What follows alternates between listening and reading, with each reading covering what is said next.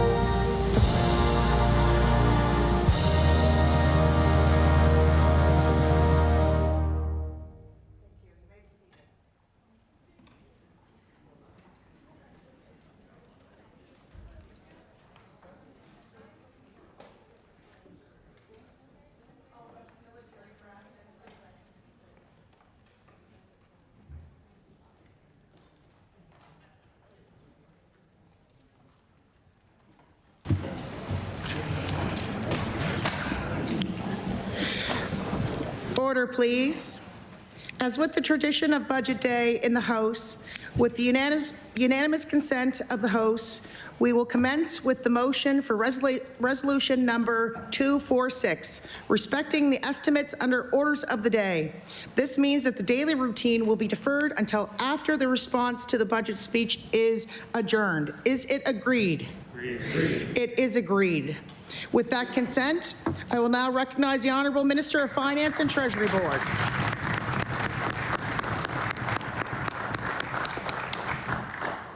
Thank you, Madam Speaker.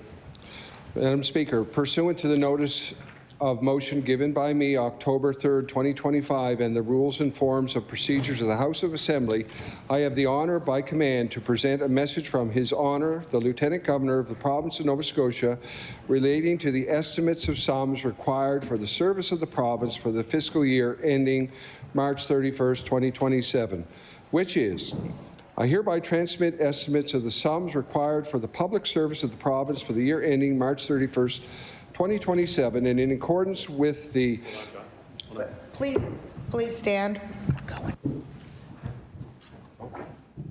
I recognize the Honourable Minister of Finance and Treasury Board. Oh, want me to start that again?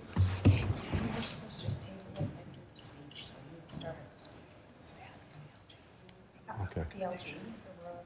Is he here? Okay. I recognize the Honourable Minister of Finance and Treasury Board. Thank you, Madam Speaker. I hereby transmit the estimates of sums required for the public service of the province for the year ending March 31st, 2027, in accordance with the Constitution Act 1867. Recommend them together with the budget address of my Minister of Finance and Treasury Board and any resolutions or bills necessary or advisable to approve the estimates and implement the budget measures to the House of Assembly. Signed, Mike Savage, Lieutenant Governor. You may be seated. Please get that.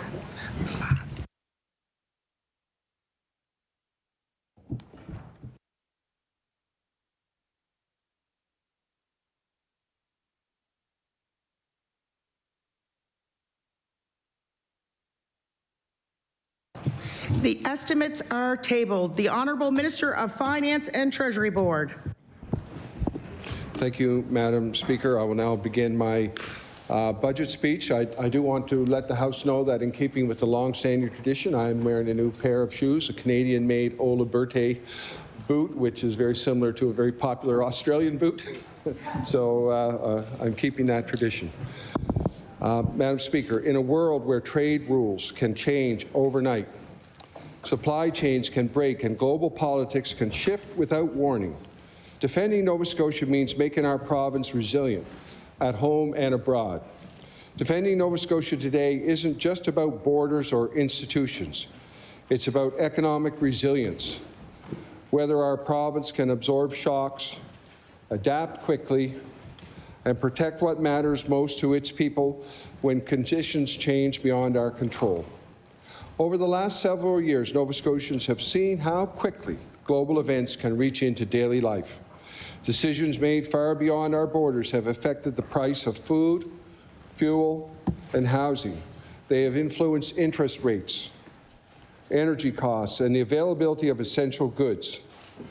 These pressures have reminded us that Nova Scotia does not operate in isolation. Resilience, therefore, is no longer an abstract idea or a distant policy goal. It is practical, it is immediate, and it is central to responsible government. Resilience has two dimensions. There is resilience inside Nova Scotia. That means timely access to timely and reliable health care and housing that people can afford. It means infrastructure that connects communities and public services families can depend on, even when conditions are challenging. And there is resilience outside Nova Scotia. That looks like a diversified trade relationships, competitive and innovative industries, and reliable partners. This gives us the capacity to respond when global markets or political realities shift suddenly. Recent years have reinforced a simple truth. Over-reliance is a vulnerability.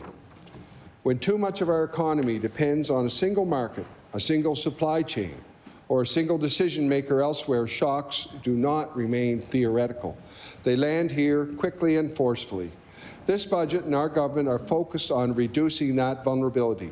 It is about defending Nova Scotia by strengthening our foundations and positioning our province to move with confidence in an increasingly uncertain world. To defend Nova Scotia effectively, we must be honest about how vulnerability was allowed to grow. For years, past governments focused on reducing financial deficits while allowing real-world deficits to grow. Fiscal balance sheets improve, but Nova Scotia's real-life experiences told a different story. Healthcare wait lists grew longer. Housing supply failed to keep pace with population growth. Infrastructure aged without adequate investment.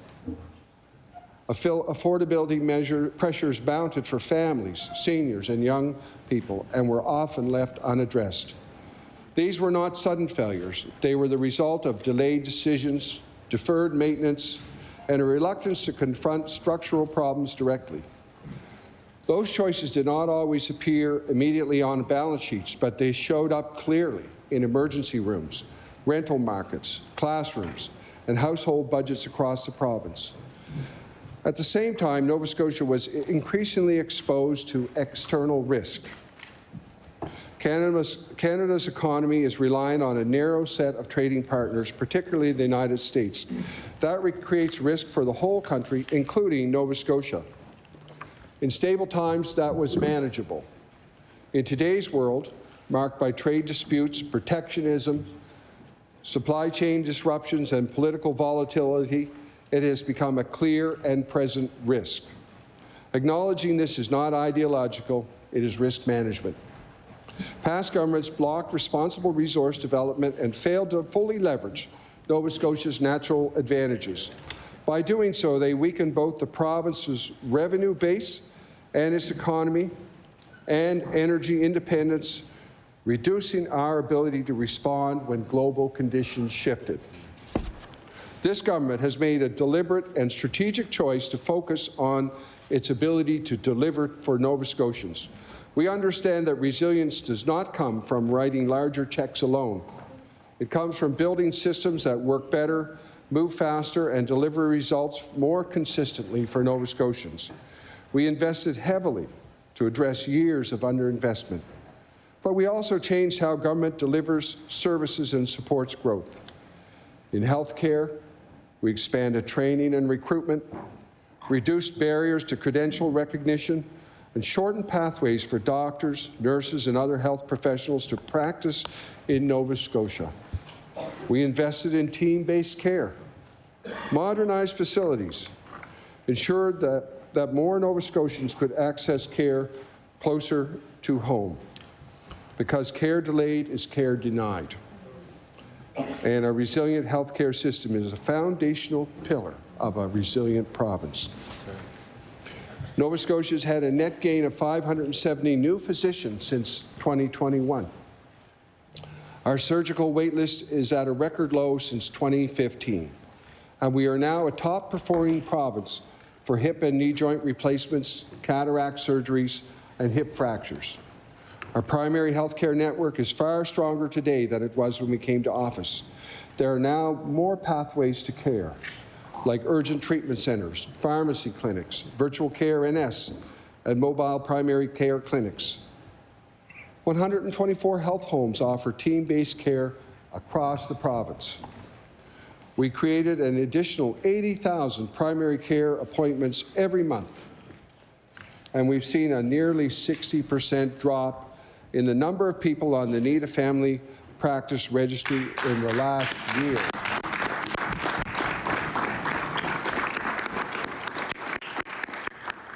In housing, we streamlined approvals, reduced duplication across departments and orders of government, and removed unnecessary regulatory delays that slowed construction and drove up costs. As a result, housing starts are up significantly across the province. Completions are rising, and the vacancy rate has more than doubled. This was a record year for preserving and building affordable housing. In this year alone, we enabled 1,032 affordable units. In the past 4 years, over 3,000 affordable housing units have been preserved or created.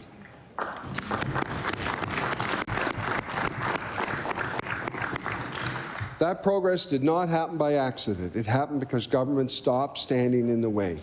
We did not just invest more, we removed obstacles that were blocking delivery. In an uncertain world, red tape is not neutral. Delay is a vulnerability.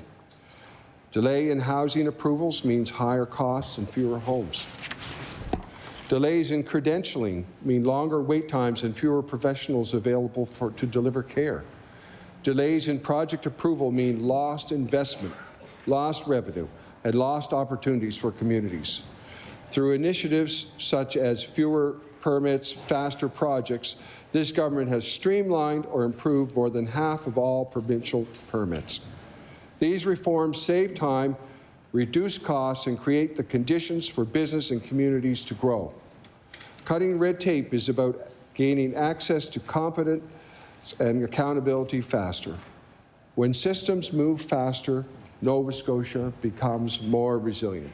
When decisions are clear and timelines are predictable, investment follows. Speed is a form of defense in a rapidly changing world. This government understands that a resilient province must be able to harness its natural strengths and respond responsibly and sustainably. We clarified standards for resource development, helping projects move more quickly while ensuring strong environmental protections. We also made sure that community benefit agreements are built into project development from the outset. That clarity has allowed Nova Scotia to move forward on major projects, from offshore wind under the nationally recognized Wind West to mining, forestry innovation, and a renewed interest in responsible natural gas development. Our focus on resource development is about defending our economy, but it's also about ensuring our security. Currently, we are reliant on the United States for our natural gas. All of our natural gas used to power our electrical grid flows through the United States. This exposes our grid to unnecessary risk. It also means we are driving up the cost of our energy. We use natural gas to generate a substantial portion of the electricity we need in Nova Scotia. Right now, we buy it elsewhere and transport it here. We do this even though we have enough onshore natural gas to meet domestic demand for 200 years. It makes no sense to transport natural gas here from elsewhere. It makes even less sense when we consider the economics of this agreement. When we rely on others for our natural gas supply, we are agreeing to export resource jobs elsewhere. And we drive up the cost of fuel needed to meet our electricity demands. That is why we announced a research partnership with Dalhousie University. This partnership will help us better identify the natural gas potential and help us understand how to access this resource carefully, safely, and responsibly.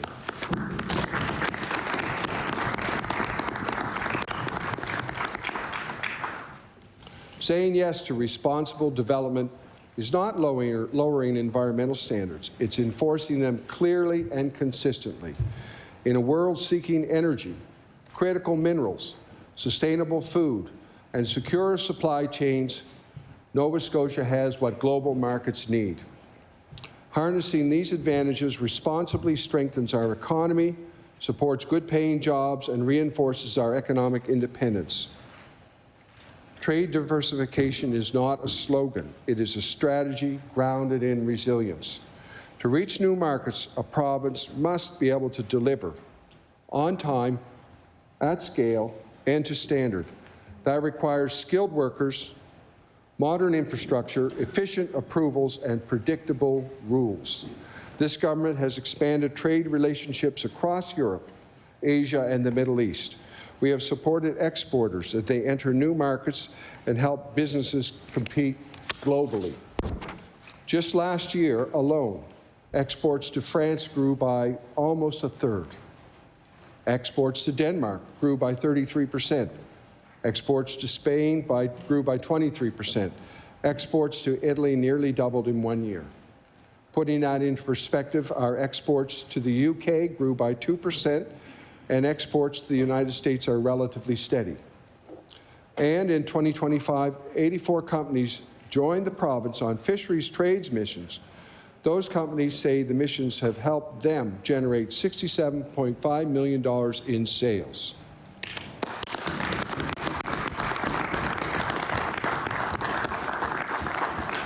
By diversifying where we sell our goods and services, we reduce our exposure to any single market and strengthen our ability to withstand global shocks.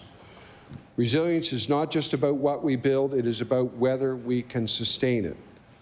A province that cannot manage its finances cannot defend what matters most. High deficits limit flexibility. Rising debt crowds out future choices. Interest costs divert resources away from health care, housing, education, and infrastructure. Every dollar spent servicing debt is a dollar we cannot spend responding to new challenges or protecting essential services. In a world of volatile trade relationships, shifting interest rates, and unpredictable global politics, financial stability is not optional. It is protective. A resilient province needs the fiscal capacity to act when others are forced to react. This government approaches fiscal discipline not as retrenchment, but as protection. Discipline is about guardrails. It is about insurance. It gives us the ability to absorb future shocks. Financial discipline protects the services Nova Scotians rely on by ensuring government can respond to future uncertainty without sacrificing core priorities. Stable finances create predictable government. Predictable government builds confidence, and confidence drives investment, growth, and opportunity.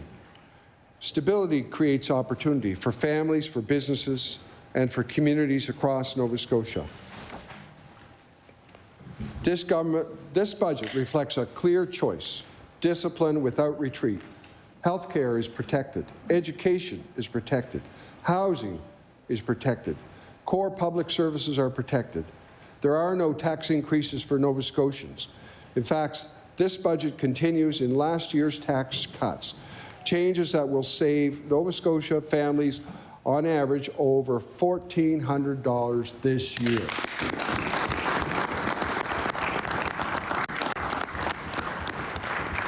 Additionally, Nova Scotians are seeing lower childcare costs, tolls removed, and targeted affordability supports for seniors, students, and low-income households. This is a focused, disciplined, outcome-driven budget. As part of the response to and in the immediate aftermath of the COVID pandemic, the size of the bureaucracy grew. However, that growth in public service is not sustainable. Government needs to become more focused and efficient, and the public service will do its part. Over the next 4 years, the civil service will see cuts of 5% every year. This will save us $95 million by year 4. The broader public service will see 3% cuts. We will work to protect core frontline services and care that Nova Scotians rely on, while reducing the number of people who work inside government. To assist this, we will make investments in technology, work more efficiently, focus the efforts of government on strategic priorities that will drive our province forward.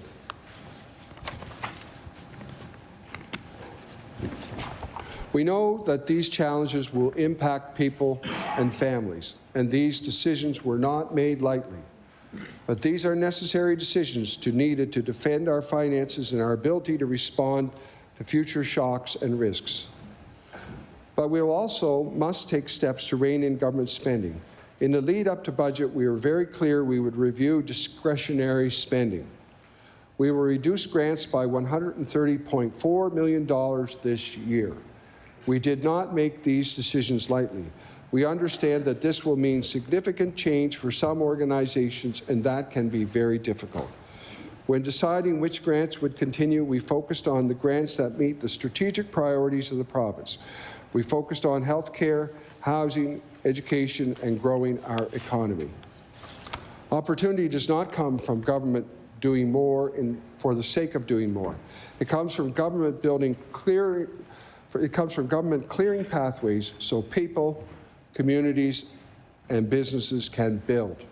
This budget defends Nova Scotia by strengthening its foundations, reducing its vulnerabilities, and positioning our province to move with confidence in an uncertain world. That is what resilience looks like. That is what defense means in 2026, and that is the work this government will continue to do. Thank you, Madam Speaker.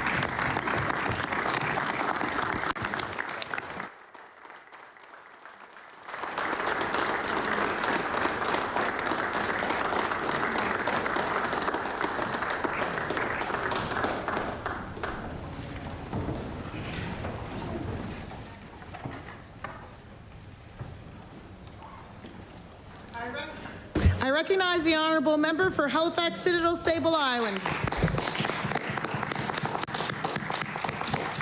Thank you, Madam Speaker.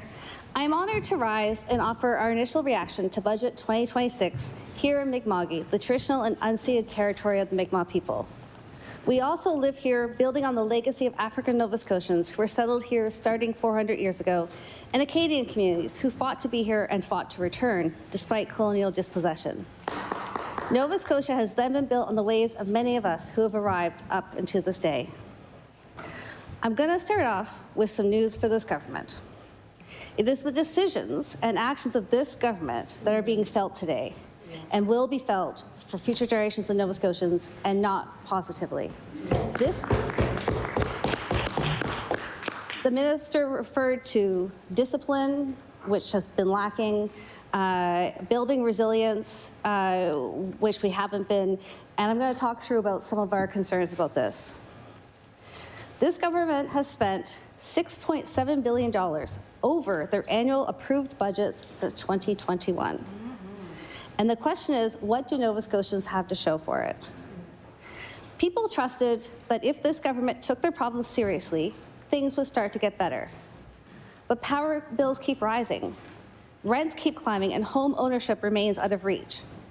Rural emergency rooms close or keep people waiting for hours. And parents still can't find childcare that they can afford. These aren't inevitabilities. They are the result of choices. Choices that are not clear and are not benefiting the majority of Nova Scotians. A budget should tell Nova Scotians what they can expect. This should be a budget that tells Nova Scotians that sorting out the mess of Nova Scotia Power will be the Premier/Energy Minister's top priority. That people will be able to heat their homes with affordable, reliable, and clean energy. This should be a budget that delivers real meaningful results for Nova Scotians waiting for the health care they deserve. Tens of thousands of people are still waiting for primary care attachment. Tens of thousands of people found themselves in some sort of new category called pending, where they really didn't have primary care attachment. Rural emergency rooms across the province are shut more often than they're open. Women and gender diverse people have been treated like an afterthought and still lack the endometriosis care, timely cancer screenings, and free birth control they need. And while the Menopause Centre has been announced, I think that what I have heard from people is real concern that they haven't been able to get the treatment they need for endometriosis, for instance. So what will be different, and how will the healthcare system be able to accommodate the issue of menopause? This should be a budget for parents who want primary care for their infants, child care so that the whole family can thrive, and public education that brings educational success no matter who their children are or what challenges they have. This should be a budget for seniors who are struggling with great uncertainty after a lifetime of work and community contribution.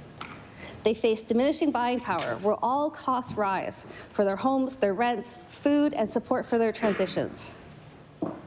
This should be a budget for Nova Scotia's youth, for a public education system that supports them to their fullest potential, assures access to post-secondary education and training, assures young people they can find a job. Our youth unemployment rate is at least double what the average unemployment rate is in this province. And youth want to be able to afford the cost of daily living and build their own life in this province. This should be a budget that demonstrates our collective stewardship of the land and sea with real protections for coastal communities. It should ensure the beautiful places and biodiversity that make our province special and drive our tourism and traditional industries are protected. It should respect Nova Scotians' commitment to protecting our environment and tackling climate change so that our communities are indeed resilient for generations to come. This should be a budget that presents a coherent approach to community economic development, building on the businesses and sectors that we now have in the province and who could do so much more with the right support, like in agriculture, arts, culture, and tourism. These are the results, these are the lives that Nova Scotians want. Nova Scotians are proud of how they get through hard times. They work hard, look out for each other, and don't ask for much, just a fair shot to build life here at home. But right now, power bills are up by about $400 a year for the average family, and there's almost no housing that people can afford. Rural economic development projects are promising jobs in decades, not now, not next year. And more people are leaving. We've seen population growth slow to basically zero, and people are having to leave because they don't want to, but they feel they have no choice in order to get ahead. And that's all been happening on this government's watch. Nova Scotians have given this government and this Premier the benefit of the doubt. They understand, we all understand, that challenges are real and complicated. They waited and trusted that if government took these problems seriously, things would start to get better. But 5 years in, the difference people were promised still isn't here. They are the result of choices. If the government was serious about fixing these problems, Nova Scotians would be feeling it by now. This budget is another failure on the part of this government to make sure all Nova Scotians live securely. I want to start with the tax cuts that are so greatly celebrated. I think it's really important to understand that these tax cuts are not affecting families equally. So that average number, that $1,400 a year, that's a pretty rough estimate based on our population. And actually, for a household has to be earning $85,000 to $100,000 a year for that tax cut to equal $1,400. For families who earn between $15,000 and $25,000 a year, the sort of lowest income and most vulnerable amongst us, in fact, the tax cuts only bring about $471. Now, this is information that is available to the minister. It's available to this government, and I think, we can't go around talking about these big tax cuts without being clear about who they really affect and who they benefit. So, for families with again, $15,000 to $25,000 a year, it's $471. $25,000 to $35,000 is $546. We get to the $1,400 in savings for those households that earn between $85,000 to $100,000. But then guess what happens for folks who even earn more than that? Actually, they benefit even more from these tax cuts. This is how consumption's tax work. And so this is what we're seeing in so many areas where the benefits for Nova Scotians are not being seen except for a few people, a few organizations. As well, the tax cuts include an HST rebate for energy that Nova Scotians have had for about 15 years. It's not lowering power bills, it's just repackaging. Nova Scotians haven't paid HST and home energy for over 15 years. And furthermore, there's nothing in this budget to help Nova Scotians now with their power bills. Nothing to help people who are still being overcharged, nothing to help people who are still receiving random Nova Scotia power bills, and nothing to support folks, all of us likely, who face risk for the rest of our lives because of the credit breach.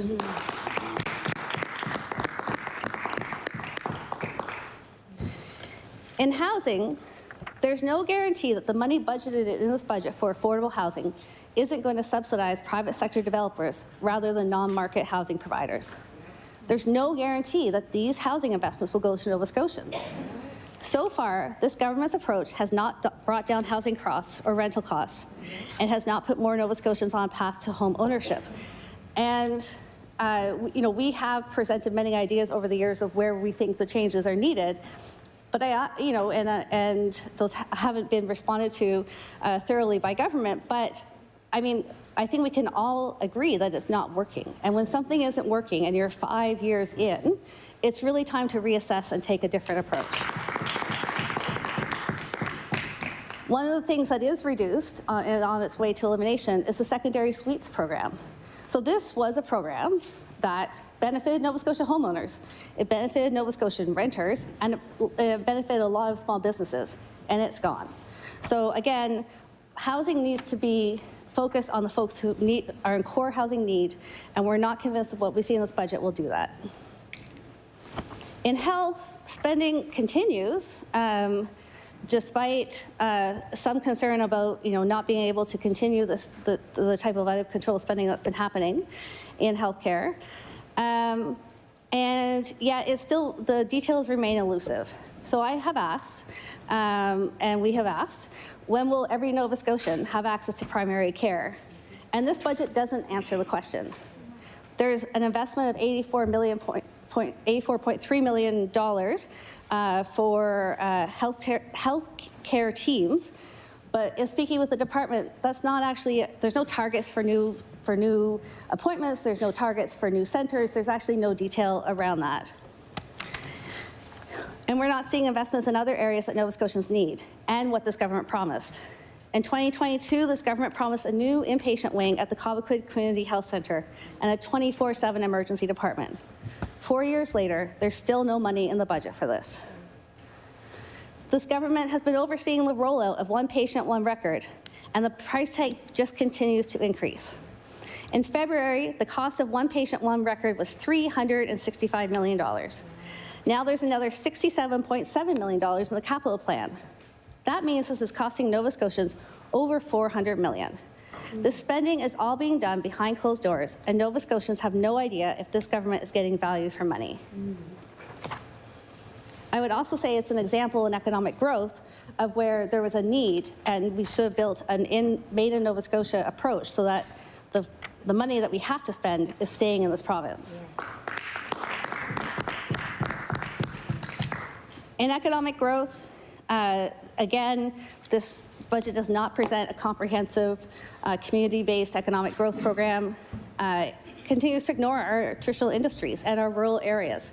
There are vast cuts in arts, culture, and tourism, which are what we find from tip to tip in Nova Scotia. What makes Nova Scotia special and different and enhances our celebration of our heritage and in small communities. It's what we're known for, and there's extensive cuts. There's extensive cuts to other community-based organizations as well. There's a small investment in fisheries innovation, which is long overdue, and it's not clear how, where the goals will be for that. But agriculture isn't mentioned. There's no further money for season extension, for instance. These are the industries that we have right now in our rural communities. These are the industries that exist from tip to tip in Nova Scotia. And when Nova Scotians want to talk about economic development in their communities, they're often ignored and referred to as special interests. And this is concerning, and also this is expensive. So seeding division and polarization in communities, as opposed to creating social cohesion, that is an expensive way to manage a province. Over the past year, I had the occasion to attend many community meetings on different natural resource issues, and it was frankly inspiring. It was really what this province is good at, right? Is like coming together, sharing information, connecting with people, reaching out, saying, let's get together, let's have a conversation. I didn't see any of the local MLAs in those meetings. I know that they had been approached. So, whether it was the member for Hants West, the member for Pictou Centre, they weren't at these meetings to hear what people were saying in their communities about what they were concerned about, what they wanted, and how maybe they had ideas for getting to similar outcomes. There are extensive program cuts in this budget that we will examine in the coming days. As I said, they're targeted at the communities and experiences that are the foundation of our experiences as Nova Scotians. They're making cuts to our film and TV industry, tourism, arts, cuts to libraries, cuts to municipalities, cuts to the scientific management of our natural resources, troubling cuts for education, and that will make it hard for parents and teachers to support our children. There are deep cuts to the public service. And I think the question really is, what's being cut and why? And how are public service servants and civil service positions cuts being aligned with other program cuts? So, I think we really need to sit with this to understand that public service jobs, which are, good, stable jobs and require a great deal of expertise that people go to school for, people get trained in, and people want to use here in Nova Scotia, that are being cut 30% over the next 4 years. And, those are a lot of jobs in rural areas in Nova Scotia. Those are jobs in every community. And we're already seeing that happen with recent announcements around tourism and that department. And I hear the government say time and time again that these aren't frontline jobs.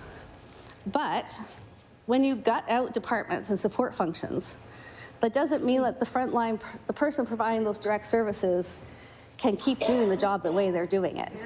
It absolutely has an effect on how frontline service providers can do their work, whether it's in billing and filing and making appointments and doing research. The person sitting there face-to-face with Nova Scotians, often providing really critical services for really vulnerable people, they have people behind them that help. And so if we're gutting this at a rate of 5% a year for a total of 20% in the next 4 years, you're not cutting frontline positions, but you are fundamentally changing the work of frontline positions and how Nova Scotians will receive government services.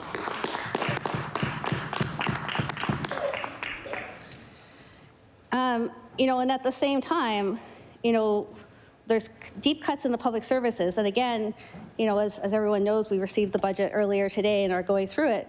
But there seem to be significantly expanding budgets in ministerial offices and the office of the deputy minister across many departments. And that's something that we're going to be asking a lot of questions about. And we didn't need to end up here, actually. So, the government tells a story about, the lack of investment for a number of years. Actually, as many of you will remember, when this government came to power in 2021, when I was first elected, in fact, it was a great amount of unanticipated revenue that was available and population growth that created that. And instead of thinking, how do we best invest this for the long term, this money was spent. There was reckless spending, and not only that, not only was it not safeguarded and thought of in terms of like when population growth would slow, and thus when federal transfers would slow. This government continued to overspend every year its budget, and for a total, as I said, of $6.7 billion. I think that, one of the real challenges with that situation is that then when it comes, even when it's going to Treasury Board, but certainly when it comes before us in a list at every financial quarter, no one's looking at the whole. So it's like different financial demands are being made, they're being approved, but no one's understanding what the results are, except that we can see that, in fact, we don't have stable housing in this province, that affordability continues to get worse. People are struggling with the cost of living. So, in the early days of this government made mistakes in fiscal planning. They spent unexpected revenue from unprecedented population growth and federal transfers that had no guarantee of being available over the medium or long term. And then ever-fluctuating revenue estimations have been concerning throughout the life of this government, predicting deficits, but ending up with small surpluses. This year, that approach to budgeting caught up with us. It's another dismal financial record set by this government. The largest deficit ever in the province's history, only to be repeated over and over. There is no path to balance. This government has tabled a budget that does not plot a path back to balance where instead expenditures outstrip revenues through to, and it seems past, 2030. Year over year, this government makes a mockery of our democratic system, excluding Nova Scotians from the discussions of what they care about. A major example has been out-of-budget spending. We want the Finance Act to be amended so that in Nova Scotia, we do what every other province does and take a look at the additional out-of-budget spending together on the floor of the House. This would not slow the government's ability to respond to emergencies. It would, however, allow this House, and thus the folks elected by Nova Scotians, as a collective to review spending and signal any questions or concerns. Looking at the budget and out-of-budget spending as a total would allow us to assess if the spending is truly making a difference for Nova Scotians. This government has handed out contracts without competition and money without contracts. They haven't asked for outcomes and they haven't asked for results. And Nova Scotians have no idea if they're getting value for money. Like our home budgets, every dollar spent in one area is a dollar that cannot pay for something else. And when folks spend beyond their budgets, there are consequences. And now we face, for the first time in a generation, a credit rating downgrade. This is, this is a very, we don't even know what to expect, but this basically means, we have net debt that continues to grow at a record high rate and to record high levels. Now an estimated $22 billion for the current fiscal year and growing to $35 billion by 2029-2030. And what that means is that our borrowing needs, our need to be able to finance how government functions is not going to decrease. With the negative credit rating, what we're going to see is that, in fact, it's going to be more expensive and harder for Nova Scotia to get the money that we need. And that is going to constrain even further the choices about how government supports Nova Scotians. This generational deficit and net debt that this government created will shape our lives for many years in Nova Scotia. And it's been clear that, so the credit rating downgrade that appeared from Standard & Poor actually came out of cycle, because they were basically alarmed by the last fiscal update. And they've been pretty clear about what they see happening in Nova Scotia, and I'll table this after this. The negative outlook reflects our expectation that in the next 2 years, a higher spending base will result in operating deficits and elevated after-capital deficits, persisting beyond our previous expectations. We believe that these deficits could also pressure the province's liquidity position, while the debt burden will increase to more than 150% by fiscal 2028. Will this government commit now to ensure that all spending by government comes to this legislature so that all Nova Scotians know why our debt and deficit keep increasing?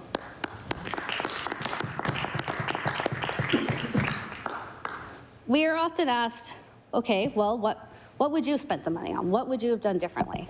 And I have lots of answers to that, but at a high level, here's a few of them. First of all, we will work with Nova Scotians to make sure that they have a say about what happens in their communities. We would honor the nation-to-nation relationship with the Mi'kmaq based on our treaty obligations. Instead of working together in this budget, there's actually a cut to Elnu Affairs budget that we'll want to hear more about in this legislative session. We wouldn't run after every shiny proposal from the private sector. We want evidence-based decision-making. We want to know how every investment, like they do at the federal level, affects gender equity. We want to know how every investment affects children, and we want to know how every investment affects climate change. We believe in better business management. We would not, the spending that's been being done in alternative procurement has been called out time and time again by the Office of the Auditor General. It's been deemed unnecessary, handed out without contracts, handed out without expected results. And we think we can do better in guarding the public purse. Decisions of government, decisions that spend Nova Scotians' money, need to be based on the best available information. So our message to Nova Scotians is clear. This government has not delivered what they promised, and they have not been accountable for their choices. No government should be making decisions that impact you, your family, your community, and your future without answering for their choices. We knew what was coming. We warned of austerity even while revenues were growing. We knew that you couldn't build spending and make promises for future government money on the basis of insecure fiscal growth. And now we're being asked to trust this government to decide how to manage a difficult short-term, medium-term, and long-term. And forgive us, but we are skeptical. In a moment, as per tradition in this House, I will move to adjourn debate on the estimates. We will continue tomorrow. Tonight, we're meeting with Nova Scotians because we want to know what they have to say about the budget. We want to understand from their perspective and their expertise what they're seeing it. We also want to make sure that we're modeling responsiveness for staff and for those who are here with us, supporting us. Halifax Regional Police has advised folks to stay off the road and stay home. So we'd like to allow staff to get home. And so with that, I adjourn debate.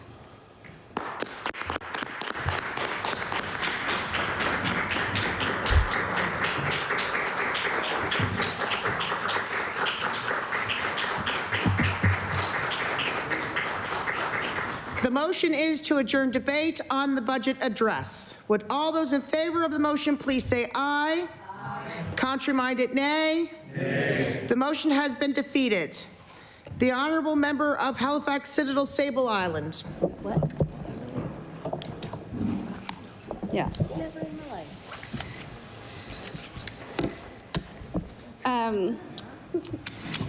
That's okay, because I have lots more to say. So.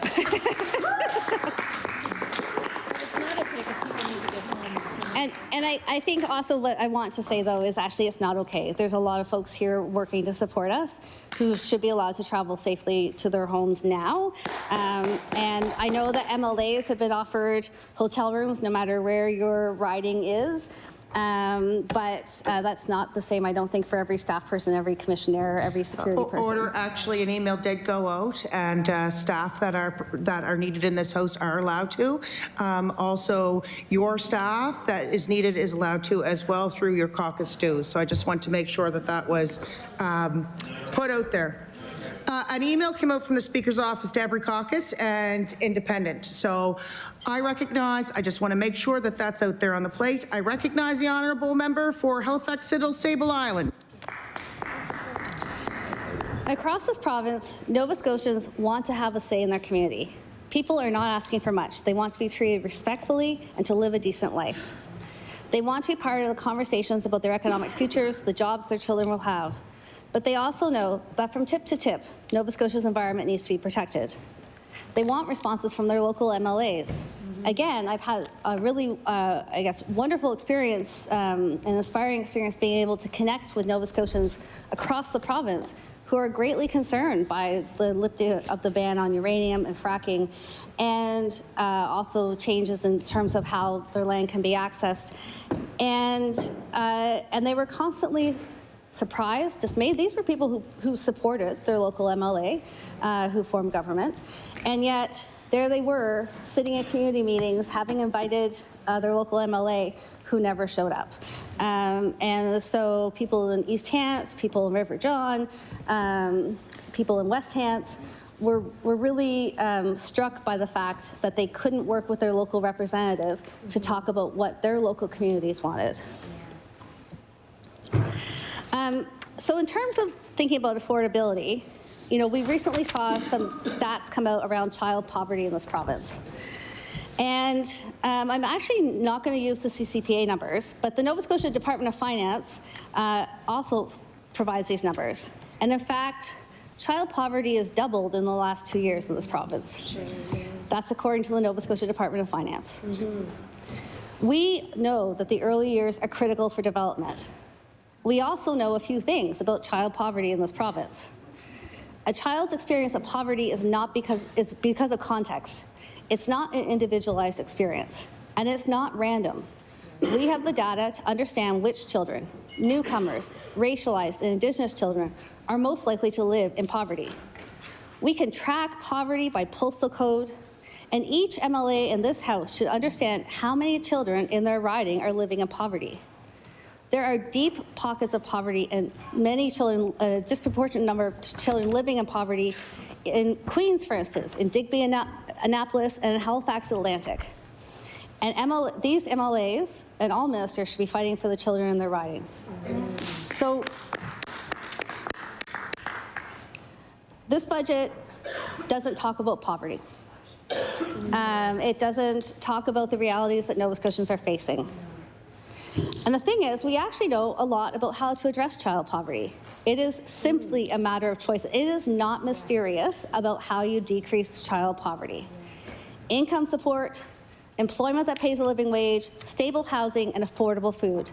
Those measures will decrease child poverty. Leaving children in poverty is cruel. It affects their short-term and long-term abilities, and we stand out, unfortunately, amongst Canadian provinces for what we spend on programs that support families and children. So Stats Canada recently revealed that Nova Scotia spends 78% less than the Canadian provincial average on programs that support families and children, like child benefits and affordable childcare services. We need a child and youth advocate. We have a commitment for a commissioner. This budget creates an office for children and youth. It's not the same. It's not the same, so we'll be asking questions about that.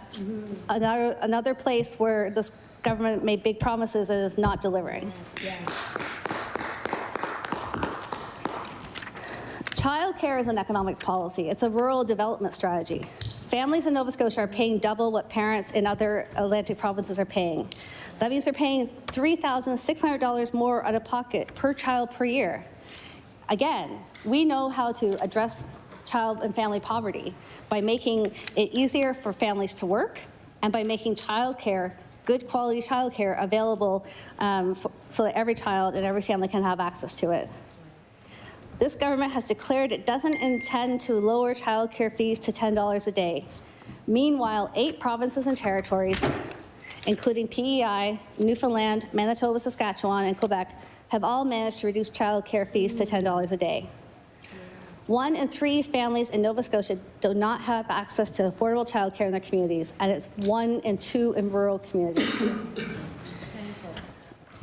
When we look at about power bills and energy poverty, again, last year, this government cut the funding for the heating assistance rebate program in half in a year when folks were faced with an enormous credit breach, in a year where individuals and households were receiving bills that were wildly out of whack with what they should be paying.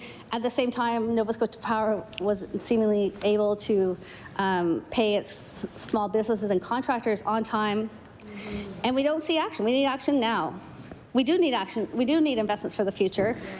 I don't see where we're talking about things like transmission and that in this budget. And instead, we're looking to push again on industries that the private sector has continually actually walked away from in Nova Scotia. So, now we're involving our universities, we're involving Dalhousie in a way to try and make it to attract private sector proponents. It's not about research. Research doesn't happen in a year. And it's about, but again, despite having RFPs open, for instance, for uranium exploration, there was no response. This government needs to look at the sectors that are before it in terms of agriculture, fisheries, arts, culture, and tourism, and support those sectors for rural economic development. And I just want to take a moment and talk a bit about the spending review that's been underway. So I've actually had the pleasure, I suppose, of being involved in a number of spending reviews in government, federally and provincially. And it's important. Government should be doing results-based management. What does that mean? Making sure we're evaluating, making sure we're accounting, we're getting value for money for Nova Scotians, and we're getting the results.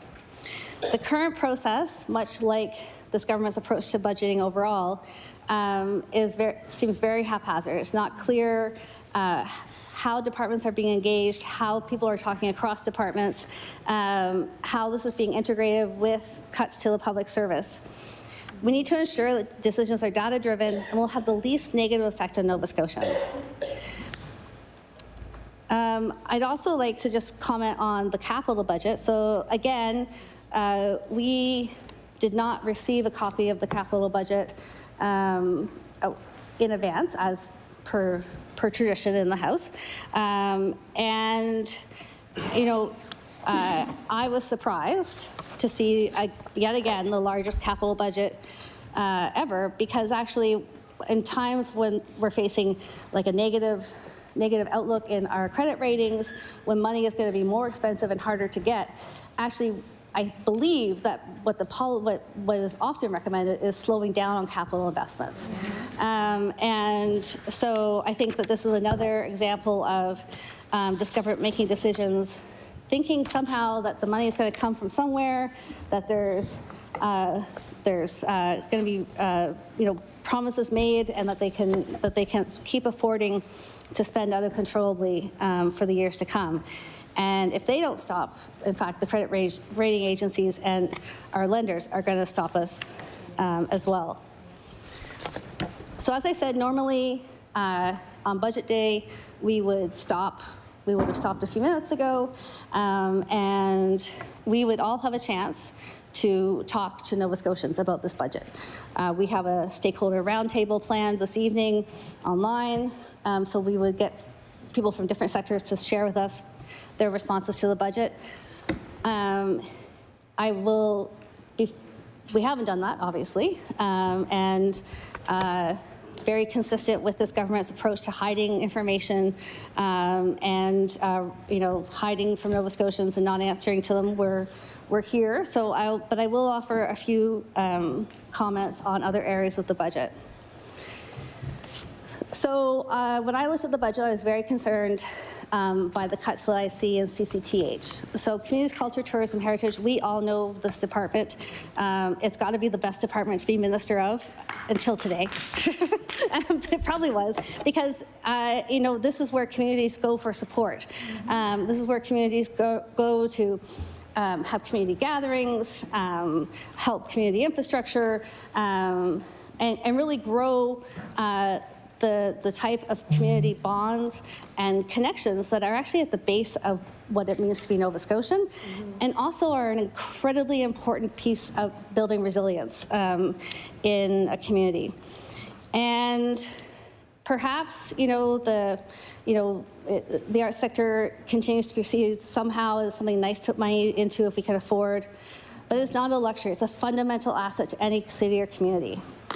And to amplify the return from the arts, we first need investment. It's been demonstrated time and time again that arts contribute to community well-being, education, tourism, and economic development. Every dollar invested in the arts returns value to this province, supporting jobs, local businesses, and cultural vibrancy, again, from tip to tip in this province. Arts organizations generate more than $23 million collectively in revenue. Again, that's mostly spent here, locally in Nova Scotia. They perform for more than 295,000 people every year of all ages, from all walks of life, and in communities across our province. They employ more than 1,300 full and part-time people, and the arts attract investment, including more than $8.8 million from other levels of government.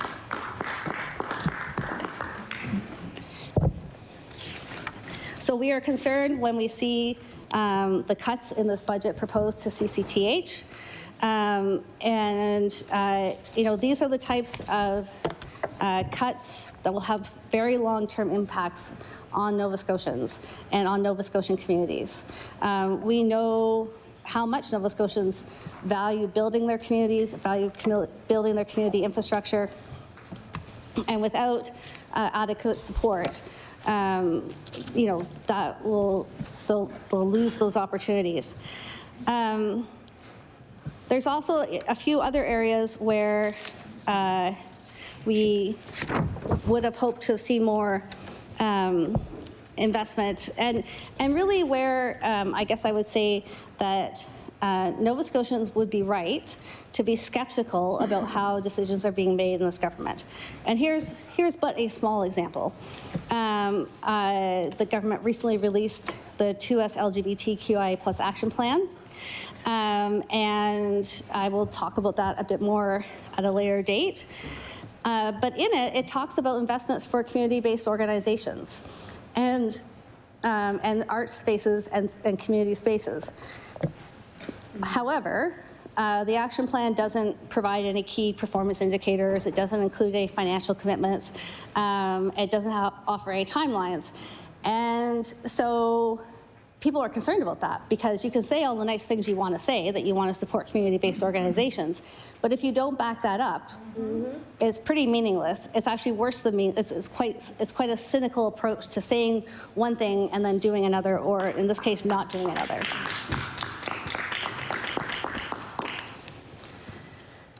I think there's other areas where, in terms of community and rural economic development, we're missing the mark. So I talked about the agriculture sector, who have been very clear for many years about what is needed. And that includes season extension. We could become much more food secure with better investments in being able to process and store and sell the things that are being grown in this province. This government's approach to mining, the only mining that's actually sort of generating any interest is gold mining, in fact, in this province. And yet our gold mining royalties remain incredibly low. This is a really missed opportunity for this province when we see gold mining expanding, but we're still only taking really peanuts based on the global price of gold. And supporting Main Street. So we're seeing all kinds of small businesses struggling and closing across this province, whether it's local restaurants, local breweries. And again, we've lived in a province where over the last few years, small communities have blossomed with their main streets. But this requires the right support from government in order to continue.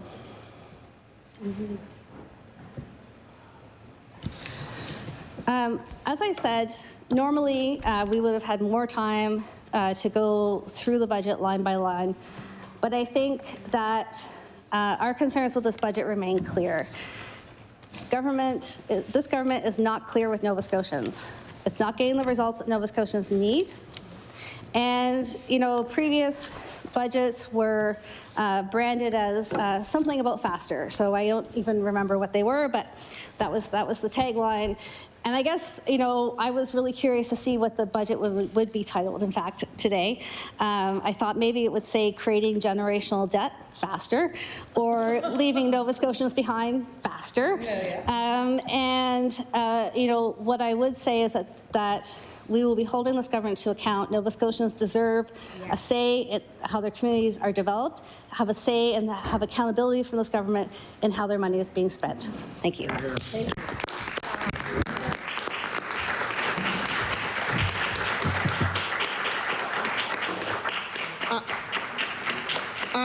I recognize the honourable member for Sydney Member 2. Thank you, Madam Speaker. Honored to... A lot of people are losing their jobs. Nobody should be laughing. Nobody should be laughing in here. Thousands of people are losing their jobs, and people are clapping and laughing. And that's terrible. That's terrible. So I'm honored to rise in my place today to say a few words on the budget. We'll have lots of opportunity to talk about it throughout estimates. There'll be lots of questions that we'll all have. But I do want to, I look at the cover, and I believe this is the first time the Premier's not on it. And there's a picture of a windmill blade, but in the budget there's very little invested in it. So it doesn't make sense to me. But I do, before I get into my notes, which I find amazing that this actually made the budget speech, with the deficit that is projected, with the jobs that are being lost, with no path to fiscal balance, that page 7 of this speech summed it up for me, where the government does not want to take responsibility for the fact that they created this deficit themselves. And I want to read it, just so everybody gets it, people watching, maybe people watching at home, some of this. In the budget speech, a province that cannot manage its finances cannot defend what matters most. Go on, really? We're in a $1.5 billion deficit, and we're about to cut $130 million in programs that Nova Scotians use every day. So I can't, again, this is the budget speech, right? High deficits limit flexibility. Didn't know that either. Here we are. The highest deficit in the history of this province.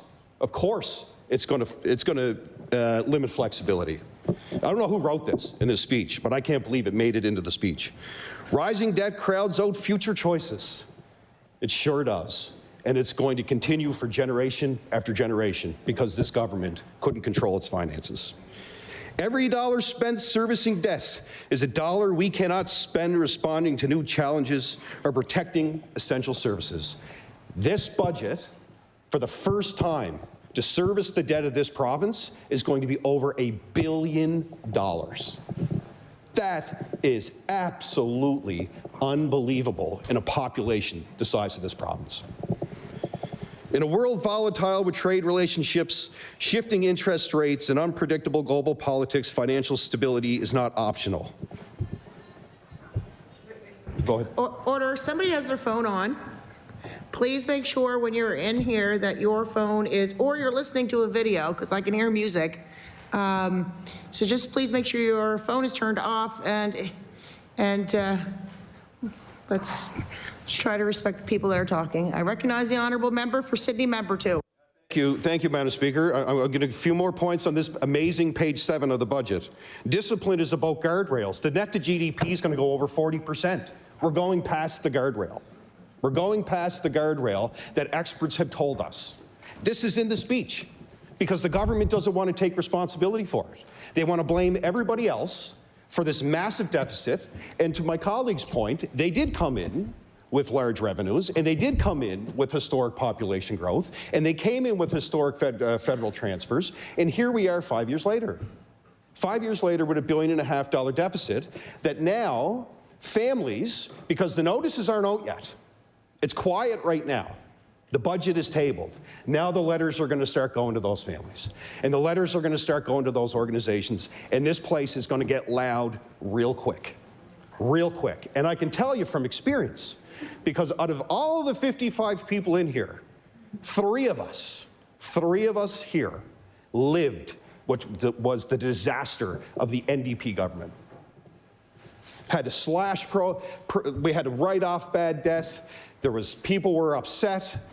Credit ratings were an issue. Everything was an issue. Only three of us had to deal with it. Myself, the member from Timberlea Prospect, and the member from Halifax Atlantic.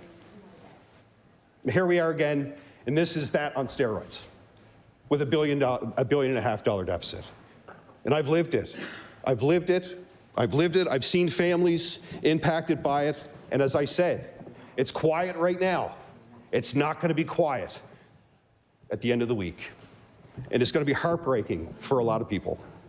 It's going to be heartbreaking for a lot of people who are going to go home, who've worked extremely hard in this province, and they're going to have to go home and tell their families they lost their job. Not because they didn't do their job, but because for years they dedicated their career and their passion to support Nova Scotians, and this government is going to cut thousands of them. Thousands of them. And then they're going to put stuff like that in the speech and take no responsibility for it at all. It's just unbelievable to me that we're at this point right now, because it never had to happen. It never had to happen. None of it. Strong fiscal management, tendering contracts, proper oversight. You're not in a position where you're sending thousands of people home. But that wasn't the case. Over $1 billion in untendered contracts. Spending money like there was no end. And now we're in a situation where all these families are going to be impacted. Wonderful organizations across this province are going to lose their funding, which in turn will be more layoffs that you won't see in the books of the government. There'll be hundreds of people laid off because all the program funding will be cut, and people are in here clapping for a budget. It's unbelievable. It's unreal. Do you want to give those families a standing ovation for a budget where they're going to lose their job? They're watching. I'd probably say there are probably hundreds of people watching this budget right now. People have been anticipating this for weeks. For weeks. And I just, the lack of responsibility that the government wants to take in this is just unbelievable. And you're seeing it. You're seeing it in some of the most important industries, or important aspects that we have in government. We're cutting tourism. Like, we're making cuts in tourism. Like the visitor information centers, you're going to see more cuts coming. There's a list of departments that are going to be impacted by this. And it's one of our most booming industries. Forever. People come from all over the world to come to Nova Scotia. Why would we make cuts there?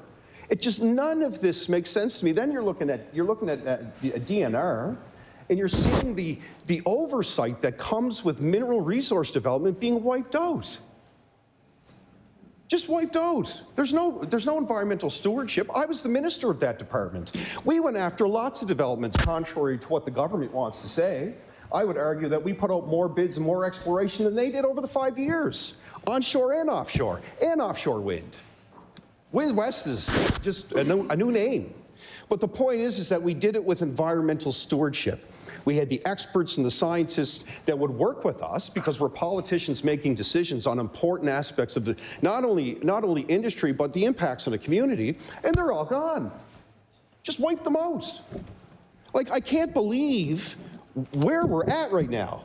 And here we are, we're going to be talking about this all week, and you know, they're talking about, like, I got a list here, Madam Speaker, and I'm sitting here like, I could go on for hours, which I don't have right now, but we'll have lots of time to ask questions and estimates. But the government needs to come clean on the fact of how they came to this process of eliminating these positions. How did the government come to the process, Madam Speaker, of making these decisions that are going to impact so many people?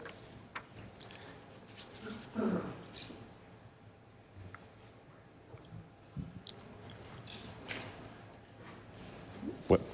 Waiting for ruling. I'll keep going. Okay, I wasn't sure if waiting for a ruling or not. And, you know,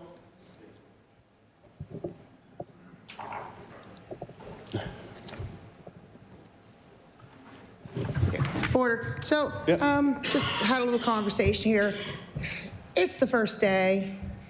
You're getting close to the line with a comment you had made earlier. I asked, and I think if you go back through your mind, you can see which one it was. If not, I can say. Okay, the come clean comment is getting pretty close to the line. We all know we're not allowed to insinuate anything about any of the members here, so I'm just saying, like, let's all, yeah. Let's all stay above the board. All right, I recognize the honourable member for Sydney, member 2. Thank you, Madam Speaker, and appreciate the feedback. And again, we're going to have lots of time to talk about this in the coming weeks. You know, we have our own suggestions around infrastructure that we're not seeing in this budget. It's been something that we've been talking about for over a year. You have maybe a $2 million investment looking at wind projects, but like what we've been arguing is that if you're looking at major infrastructure projects, you need cell, you need port, you need rails, you need roads. Nova Scotia should be the export mecca for anything going to Europe. And we're seeing Ontario negotiating deals with New Brunswick to move product. So this is the stuff we're also going to be asking during the estimates process. But I want to get back to the situation at hand. And the fact of the matter is, I've seen this before. As I've said, Madam Speaker, I lived this. 3 of us did. 3 of us did under that government, and it was brutal. Those years from 2013 to 17 were brutal. We were writing off bad debt. There was mismanagement all over the place when it came to the financial stability of the province over those years, and we had to bring it back. And my colleague was right. When we came back in 2021, we ran 5 consecutive balanced budgets before COVID came, because we saw, and we still invested in infrastructure, contrary to the government. They opened one of the homes at Dominion this week, Fairfield Manor. I was there, I remember making that announcement with my friend, right? And in this budget, they talk about the healthcare redevelopment in Cape Breton and Halifax. So these are continuation projects which are necessary for healthcare delivery, and we want to see what's going to happen with it. But the fact of the matter is, we're in a situation as a province right now, and my colleague said it too as well. You saw the downgrade. That's one thing, but when they're projecting multiple years of negative growth and multiple years where the expenses are going to go up even more, there's no path to get out of this. We're not seeing a path to get out of this. And they're banking the future of the province on a wind project that doesn't have a cable to move power, and natural resource projects, which I know, they're probably some of the same projects that we were talking about back then that take years to develop. So I don't see how we can sit here 5 years later after this government and say it's okay to be $1.5 billion in debt or deficit. You're pretty much doubling the debt of this province over the next 3 years. And that's okay. For what? How are you going to deal with it? This government isn't going to be here forever, and then another government's going to have to come in. And I suspect that government's going to have to pick up the pieces, completely pick up the pieces. Like we had to. When we were in government, we had to pick up the pieces. We had to pick them up. So I'm going to stop there for now, because we're going to have a lot of opportunity to have conversation. But I do want to say this, and I want to reiterate it. A lot of families are going to be impacted, and it's heartbreaking. And a lot of families don't have those notices yet, but they're going to get them. And it's going to be tough for them. It's going to be tough for their kids.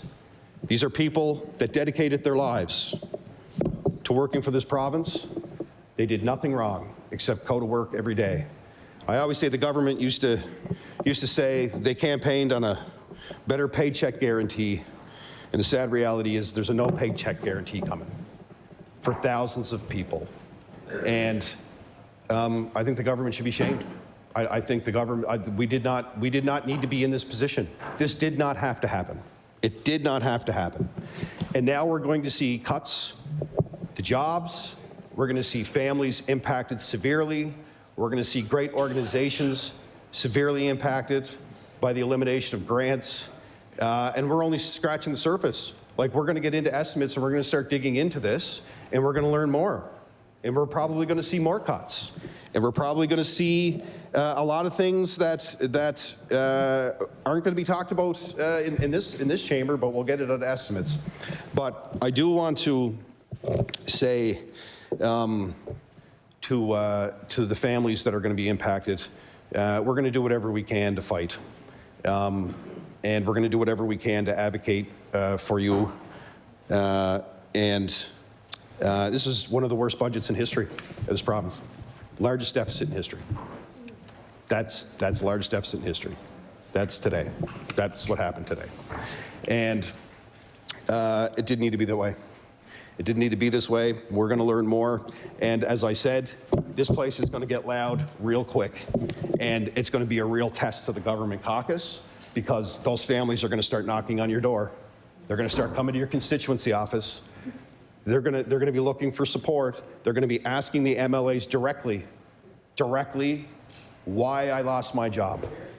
Why, Madam Speaker, why did the government cut all these services? Why did the government have to cut my job? And the MLAs are going to have to speak for it. They're going to have to speak for it. As we all do in our offices every day, we're accountable to the people. We're accountable to the people every day. And now the government caucus, for the first time in 5 years, is making decisions, real decisions. And these decisions are a result of their spending patterns. And now these decisions come down to people, real people who are going to be out of work.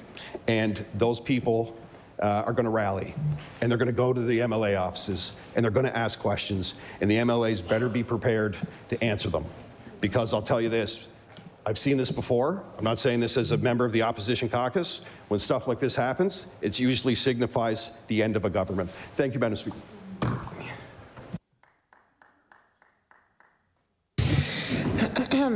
With the end of responses to the budget and drafts, the estimates are now referred to Committee of the Whole.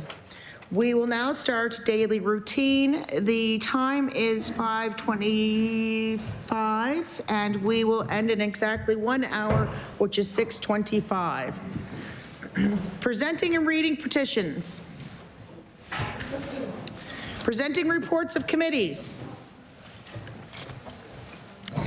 Tabling reports, regulations, and other papers. Statements by ministers. I recognize the Honourable Premier. Thank you, Madam Speaker. Madam Speaker, I solemnly rise to recognize the tragedy that took place in Tumbler Ridge, BC, after the horrific attack at Tumbler Ridge Secondary School. I know 2 weeks have passed since the violence occurred, but I feel it's important to speak because, as Nova Scotians know, the work of healing continues long after the cameras and the attention have gone. École Polytech, La Laloche, Dawson College, Mayerthorpe, and Portapic. Just some of the places and communities that have witnessed a lifetime's worth of violence and grief. And now, sadly, we can add Tumbler Ridge to that list. It's a reluctant fellowship that stands ready to comfort new members that they hope will never come. As Premier, it highlights for me the important work of the Mass Casualty Commission and the hills left to climb. As a father, it's unimaginable and well beyond the normal worries that anyone should have shuffling their kids off to school. Many of my colleagues and leaders across this country have spoken profoundly on this topic, and all I can do is echo much of what has already been said. But we applaud the bravery of the staff at the school and the first responders who attended the scene. We thank the healthcare professionals who helped the victims. They all performed professionally, and they will carry that day with them forever. We wish them peace.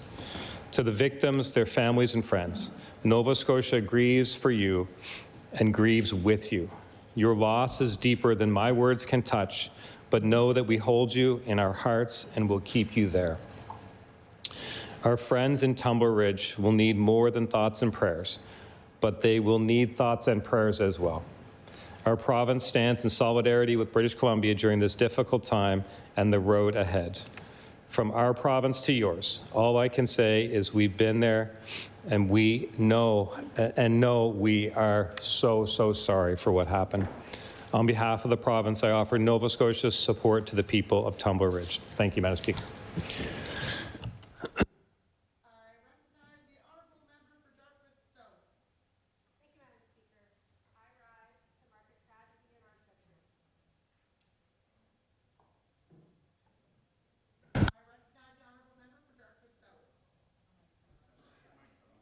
I recognize the Honourable Member for Dartmouth South. Thank you, Madam Speaker. I rise to mark a tragedy in our country, the school shooting in Tumbler Ridge, British Columbia. It is every parent's worst nightmare come to pass. a nightmare with shape and form because we have seen it happen before. We have seen the shattered lives, the grieving parents, the advocacy that comes from these devastating events. And here in Nova Scotia, we have seen tragedy up close. I was able to offer my condolences to Premier Eby following this senseless tragedy, and his reply was 2 words: so awful. While we have all exhausted the words we have to condemn this horrific act, we remain comforted by the important symbols that we have seen.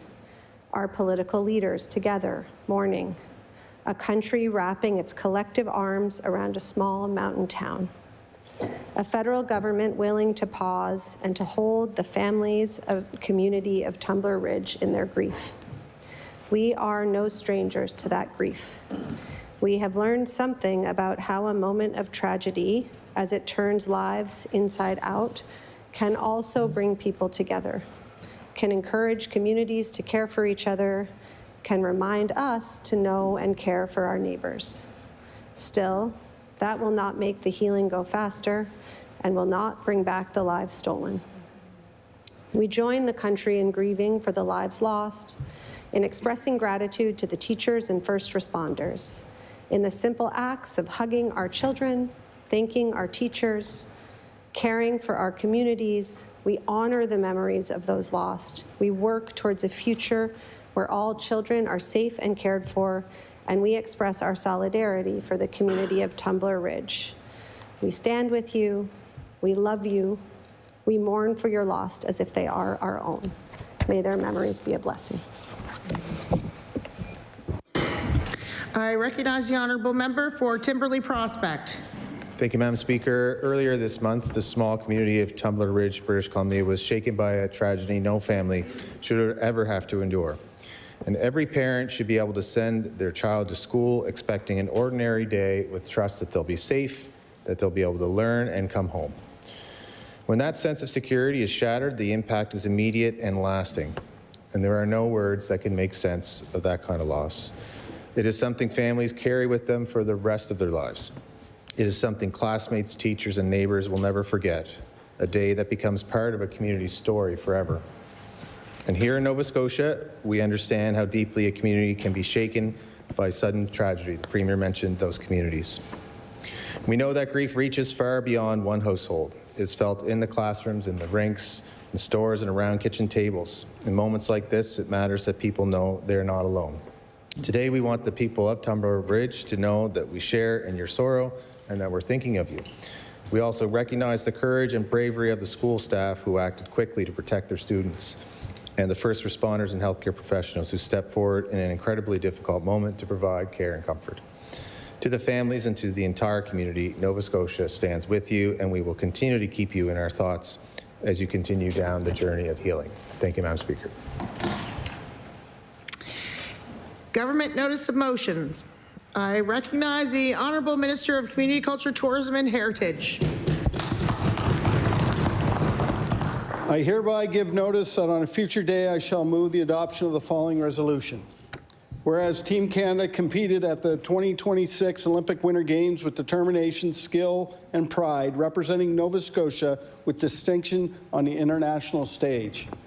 And whereas 5 Olympians from Nova Scotia, snowboarder Liam Moffat, hockey players Blair Turnbull, Sidney Crosby, Nathan McKinnon, and Brad Marchand, along with women's hockey coaches Troy Ryan and Corey Chevrier, hockey referees Gord Dwyer, Matt McPherson, Sean Aneri, and support staff Daniel McNally and Dylan Daphne, all represented Canada in Italy. They demonstrated remarkable dedication, teamwork, and perseverance throughout the competition. And whereas Team Canada earned 21 medals at the Games, including silver medals in the men's and women's hockey, with Nova Scotians playing a role in those achievements. Therefore, be it resolved that all members of this House join me in congratulating these athletes, coaches, officials, and staff on their outstanding achievements and recognize the pride and inspiration they bring to Nova Scotians across the province. Madam Speaker, I request waiver of notice and passage without debate. There has been a request for waiver. Is it agreed? Agreed. It is agreed. Would all those in favor please say aye? Aye. Contrary-minded, nay. The motion is carried. Before we move on, there has been a request for a moment of silence for the Tumbler Ridge, and I feel that that's only too appropriate, so I ask everyone stand.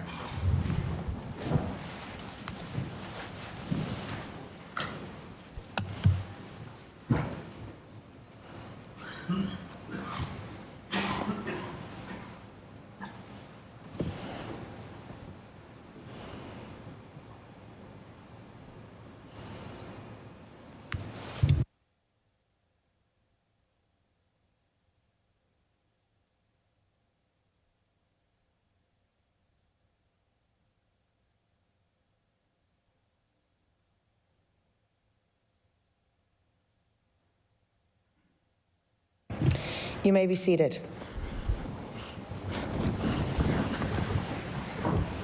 Government notice motion. I recognize the Honourable Minister of Seniors and Long-Term Care. I recognize the Honourable Deputy Premier. Thank you, Madam Speaker. I hereby give notice that on a future day I shall move the adoption of the following resolution. Be it resolved that in addition to the Honourable Member for Colchester North and the Honourable Member for Pictou West, the Honourable Member for King South be a chair of committees and Deputy Speaker of the House of Assembly, and B, that the member for Pictou West be the Deputy Speaker within the meaning of subsection 14(3) of the House of Assembly Act and within the meaning of the House of Assembly Management Commission Act. Speaker, I request waiver of notice and passage without debate. There has been a request for waiver. Is it agreed? Agreed. It is agreed. Would all those in favor of the motion please say aye? Aye. Contrary-minded, nay. The motion is carried.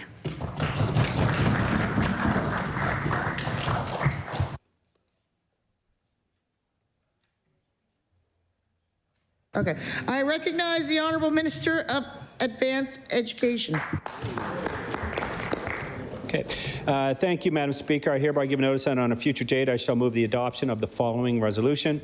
Be resolved that Rule 69 of the Rules and Forms of Procedure of the House of Assembly is amended by adding 1 immediately after the rule number and adding the following paragraph. 2, at the request of the promoter of a private or local bill, the Private and Local Bills Committee may alter or waive the requirements of paragraph 1, respecting the publication of a notice respecting the bill, subject to any conditions the committee may prescribe. Speaker, I request waiver, notice, and passage without debate. There has been a request for waiver. Is it agreed? Agreed. There are several nays. The notice of motion is tabled. I recognize the Honourable Government House Leader. Thank you, Madam Speaker. Speaker, I hereby give notice that on a future date I shall move the adoption of the following resolution. Be it resolved that the rules and forms of procedure of the House of Assembly are amended as follows. 1, paragraph 31, 1A of the rules is amended by adding or at the request of a minister immediately after ministers. 2, Rule 62FB is amended by adding or at the request of the minister, the minister's ministerial assistant, immediately after minister, the last time it appears. Rule 3, the rules are further amended by adding immediately after Rule 62FB the following rule. 62FBA, at the request of a minister, the minister assistant may appear before the committee of the whole on supply or the subcommittee on supply during the considerations by the committee or subcommittee, as the case may be, of the minister's estimates, and Rule 62FB respecting support staff applies to the ministerial assistants. Speaker, I request waiver of notice and passage without debate. There has been a request for waiver. Is it agreed? Agreed. There are several nays. The notice of motion is tabled. Any more government motions? Introduction of bills. I recognize the Honourable Minister of Emergency Management. Thank you, Madam Speaker. I beg leave to make an introduction before I table my bill. Please do. Thank you, Madam Speaker. I've spent the last several weeks touring the province talking to members of our fire service, fire chiefs, deputy chiefs, fire service coordinators, and municipal leaders to hear their thoughts on how we move forward with strengthening fire services in Nova Scotia. By my side for those sessions were very important members of our fire services, and 2 of them have weathered the storm to be here with us this evening in the West gallery. We have Chief Greg Jones, President of the Fire Service Association of Nova Scotia, and Mark Bettens, Chief Director of the Cape Breton Regional Fire Service. Madam Speaker, like all firefighters, these two gentlemen have responded to a calling that puts their safety aside to ensure it for others. I want to take an opportunity to thank them for their service, their dedication, and their work to help strengthen fire services in the province. And I ask Greg and Mark to please rise to receive the warm welcome of the House.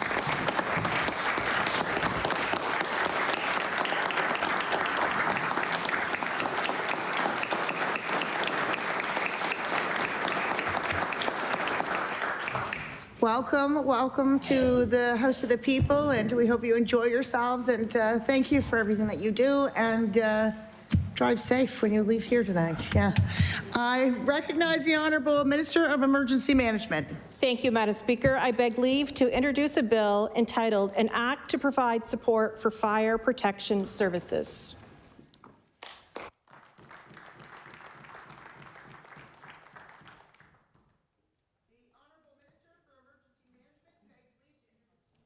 Oh, sorry, first day. Oh. The Honourable Minister of Emergency Management begs leave to introduce a bill entitled An Act to Provide Support for Fire Protection Services. Bill 186, an act to provide support for fire protection services. Ordered that the bill be read a second time on a future day. I recognize the Honourable Member for Hants West.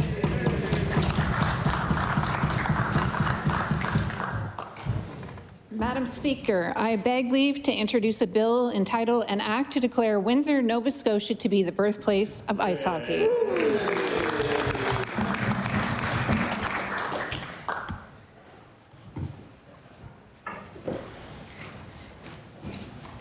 The Honourable Member for Hants West begs leave to introduce a bill entitled An Act to Declare Windsor, Nova Scotia to be the birthplace of ice hockey.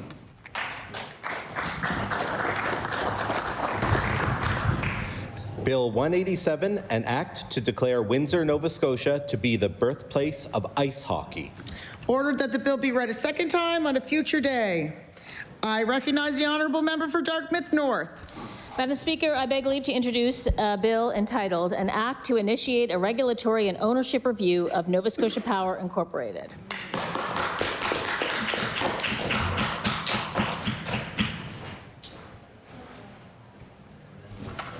The Honourable Member for Dartmouth North begs leave to introduce a bill entitled An Act to Initiate a Regulatory and Ownership Review of Nova Scotia Power Incorporated.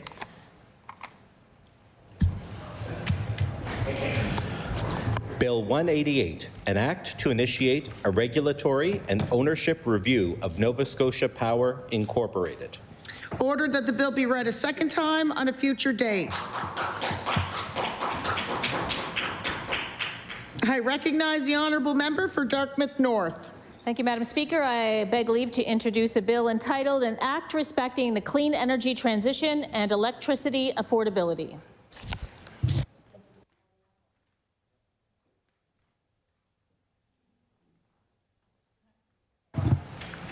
The Honourable Member for Dartmouth North begs leave to introduce a bill entitled An Act Respecting the Clean Energy Transition and Electricity Affordability.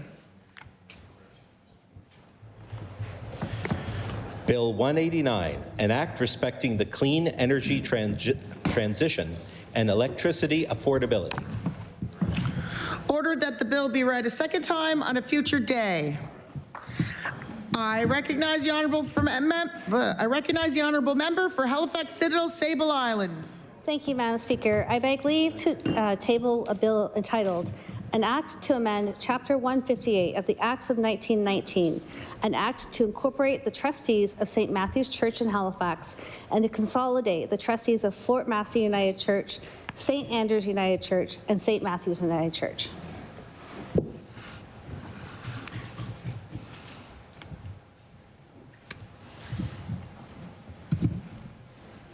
The honourable member for Halifax Citadel Sable Island begs leave to introduce a bill entitled An Act to Amend Chapter 158 of the Acts of 1919, an act to incorporate the trustees of St. Matthew's Church in Halifax and to consolidate the trustees of Fort Massey United Church, St. Andrew's United Church, and St. Matthew's United Church. Bill 190, an act to amend Chapter 158 of the Acts of 1919, an act to incorporate the trustees of St. Matthew's Church in Halifax, and to consolidate the trustees of Fort Massey United Church, St. Andrew's United Church, and St. Matthew's United Church. Order that the bill be read a second time on a future day. I recognize the honourable member for Halifax Citadel Sable Island. Thank you, Madam Speaker. I beg leave to table a bill entitled An Act Respecting the Office of the Legislative Budget Officer.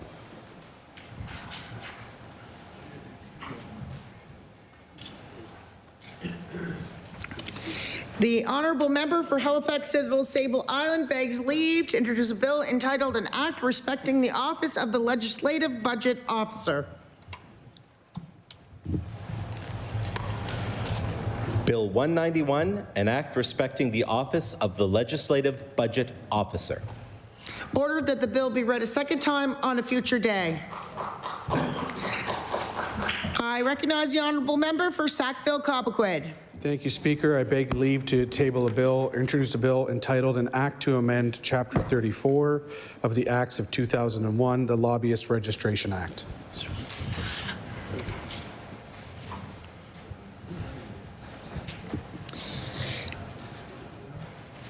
The honourable member for Sackville-Cobequid begs leave to introduce a bill entitled An Act to Amend Chapter 34 of the Acts of 2001, the Lobbyist Registration Act.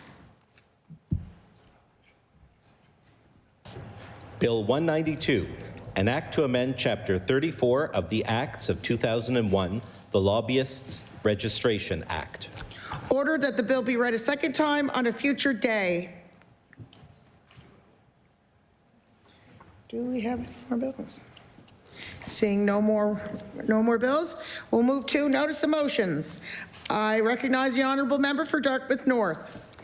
Madam Speaker, I hereby give notice that on a future day I shall move the adoption of the following resolution. Whereas this government kicked 46,000 Nova Scotians off the heating assistance rebate program just months before temperatures started to drop and power bills started to go up, and whereas almost half of Nova Scotian households are forced to make tough choices about whether to turn their heat down or spend a little less at the grocery store because their wages simply aren't keeping up with the costs, and whereas the Premier, recognizing that the cost of power bills is a top concern for Nova Scotians, has made himself the Minister of Energy, therefore be it resolved that on a future date the House shall debate the need for the Premier to immediately do the right thing and restore the heating assistance rebate program to help Nova Scotians pay their power bills. Madam Speaker, I ask for waiver of notice and passage without debate.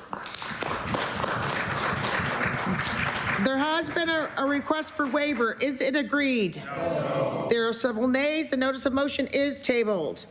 I recognize the honourable member for Dartmouth North. Thank you, Madam Speaker. I hereby give notice that on a future day I shall move the adoption of the following resolution. Whereas Nova Scotians are spending $400 more on their power bills today than they were when this government got elected 5 years ago. That's 30% more for power than Canadians living in other provinces. And Nova Scotia Power has applied to increase power bills by another 8%. And whereas, in addition to the rate increase, Nova Scotia Power had a massive data breach last year that led to the overbilling of households across the province. And whereas the Premier, as this province's energy minister, spent just 30 days in the legislature last year and failed to put solutions in place to address the frustration Nova Scotians have about their increasing power bills, therefore, be it resolved that on a future date, the House shall debate the need for this government to remain in the legislature until the minister has taken concrete action to address Nova Scotians' skyrocketing energy costs and unaffordable power bills. Madam Speaker, I ask for waiver of notice and passage without debate. There has been a request for waiver. Is it agreed? No. There are several nays. The notice of motion is tabled. Seeing no more, I move on to statements by members. I recognize the honourable member for Cumberland South. Madam Speaker, I rise today to recognize Honourable Ernie Fage, who passed away in January. Ernie, a longtime Nova Scotia MLA for Cumberland North, was first elected in 1997 and served as Minister of Agriculture and Fisheries, Economic Development, Human Resources, the Public Service Commission, Emergency Management, Natural Resources, and Energy. Ernie, along with his brother, also owned Fage Farms, a farming operation in Nepean. Ernie was appreciated in all aspects of his life with resilience, tenacity, can't even speak today, and a can-do attitude. Over the years, Ernie became a close personable friend. After the boundaries had changed, Madam Speaker, a few years back, Ernie became one of my constituents, and I always look forward to our conversations and his guidance over the last couple years. Madam Speaker, I ask that this legislature join me in honouring the memory of Ernie Fage and show our support to his wife Elaine and his family. Elaine and Ernie, or Ernest as Elaine would call him, were certainly a true team. Madam Speaker, I would ask for a moment of silence in memory of Honourable Ernie Fage. Please rise.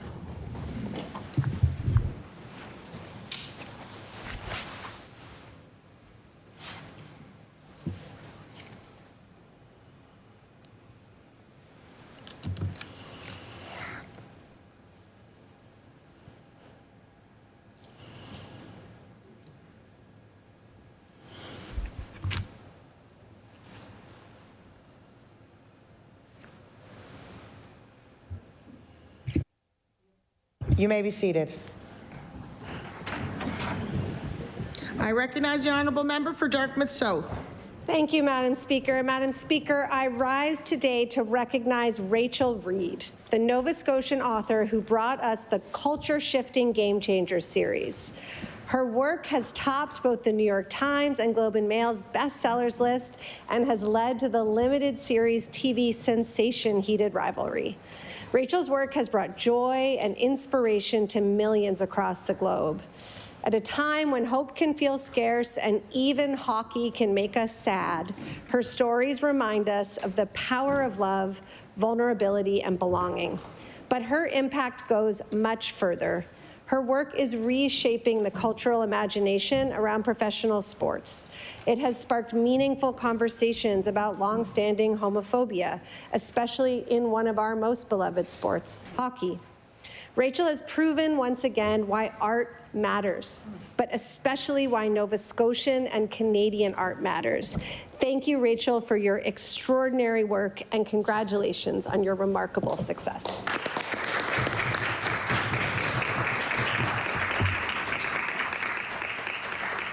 I recognize the honourable member for Timberley Prospect.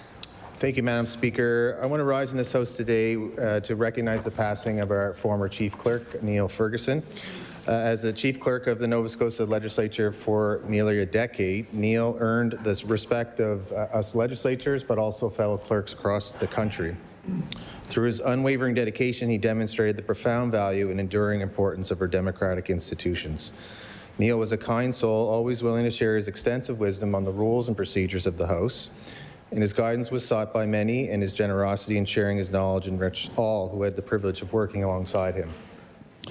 He was there at my first swearing-in ceremony in 2013, and I remember distinctly meeting Neil when he was handing out the MLA pins that members would know, because he said just how many pins there were out there, I think, trying to convey the importance of what the privileges we have of sitting in the House since so few get to do that. It was clear to me how seriously Neil viewed the role of the public service, but also the independence of the legislature. And I want to say that his professionalism and integrity set a standard for all who followed. We are truly fortunate to know Neil Ferguson. His presence in the legislature was a reminder of the dignity and responsibility that comes with serving the people of Nova Scotia. He will be dearly missed, and I appreciate, Madam Speaker, you hosted the flag ceremony at half-mast, but I do want to ask for a moment of silence to honor the legacy of Neil while we're sitting in the House. Thank you. Absolutely. Please rise, everyone.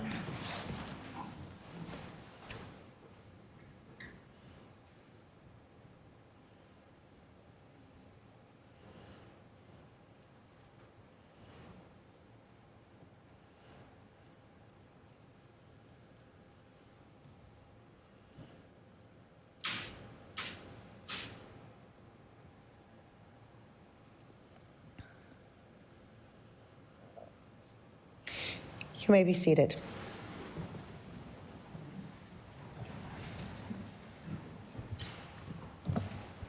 I recognize the honourable member for Clayton Park West. Madam Speaker, I rise today to celebrate African Heritage Month. This is a time to recognize the strength, the resilience, and the countless contribution of African Nova Scotians who have shaped this province for more than 400 years. This year's theme, Strength in Unity, Moving Forward with Purpose, Prosperity, Power, and Progress, reminds us that when we come together with shared purpose, we can create change for the betterment of our communities. This month, we honor our elders and the wisdom they carry, while engaging our youth will bring fresh energy and vision to drive the legacy into the future. As we celebrate, it's important we recognize those who came before us, the individuals who broke barriers, built thriving communities, and created pathways for future generations. Their legacy is one of innovation, strength, and boundless hope. I hope many residents were able to attend the cultural performances and events taking place across Nova Scotia. I hope they had the opportunity to listen to the voices of African Nova Scotians and to share in their stories. I hope they were able to understand the work being done to better our province, because progress occurs where we learn from the past and we allow those lessons to guide the future we build together. Thank you, Madam Speaker. I recognize the honourable member for Halifax-Sidney-Sable Island. Thank you, Speaker. I rise today to acknowledge Daniel McKay and his lifelong commitment to connecting community through action and access to information. Daniel was born in the early 1960s at the very southernmost tip of Nova Scotia and grew up in Bridgewater. In 1981, he moved to Halifax, and after graduating from King's College, he became involved in the city's gay culture, including helping to build the interior of Rumours on Granville Street in 1983. And in the late 1980s, he would take over publishing for the Gazette, the publication for the Gay Alliance for Equality, which would be renamed Waves Magazine. Combined, the papers have had a 25-year run as a printed magazine and have been rebooted as a virtual magazine by Daniel in 2023. He's been at the heart of many 2S LGBTQIA+ advocacy organizations such as Halifax Pride, and he's an active member of the Elderberries since its inception in 2012. He created the Halifax Rainbow Encyclopedia as well. I ask all members to join me in recognizing Daniel McKay as an outstanding community volunteer and leader. I recognize the honourable member for Sydney, member 2. Thank you, Madam Speaker. Madam Speaker, I rise in my place to recognize a Sydney resident who passed in September, and his name is Michael Bonaparte. Michael Bonaparte lived a wonderful life with his wife Yvonne and their children, both grown, that are living in different parts of Nova Scotia. And I rise in my place because Mike was a big supporter of me since I was a kid. And he was involved with a lot of my campaigns over the years. He was always there to help wherever he could. And, you know, we're all very blessed to have people who help us on this political journey. Mike was one of those for me. And everybody loved him. He was the life of the party. He loved Celtic music. He loved spending as much time as he could with Yvonne and his family. So I rise in my place to recognize my friend who we lost in September, Michael Bonaparte.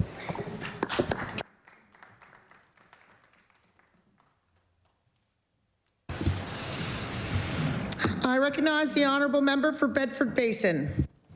Thank you, Speaker. Speaker, I rise today to recognize the Muslim holy celebration of Ramadan, currently underway across the world. One of the 5 pillars of Islam, Ramadan is observed by Muslims across the world to commemorate the month in which Holy Scripture, including the Quran, was revealed to prophets over the centuries. Ramadan is of major significance to followers of Islam. Over the period of Ramadan, many Muslims will pray, fast, reflect, give charity, and come together for various rituals as a community. Speaker, I ask that all members of Nova Scotia's legislature join me in wishing a peaceful and reflective Ramadan to Nova Scotia's Muslim community. Thank you. I recognize the honourable member for Dartmouth North. Madam Speaker, I rise today to pay my respects to a beloved member of the Dartmouth North community, Angus Duncan, who died suddenly on September 24th, 2025. Angus was a pillar of the community and brought his unique sense of joy and light to every room he was in. He was a longtime member of the Dartmouth Players and performed many roles both on and off the stage throughout the years. I got to know him as a stalwart volunteer of the community when I helped produce the Dartmouth North Stone Soup production, not related to Dartmouth Players, in 2019. Angus was a part of the project from the beginning and starred as one of the 3 strangers that come to town looking for food, and it was a delight to work with him. He was also a dedicated member of the North Grove community. On the day he died, he had spent the morning working in the community garden at the North Grove, a testament to his caring and love for his community. Angus leaves a lasting impact on all those he met, and he will be missed by so many. I ask the whole House to join me in sending condolences and love to Angus's family and to the many people who were lucky to call him a friend.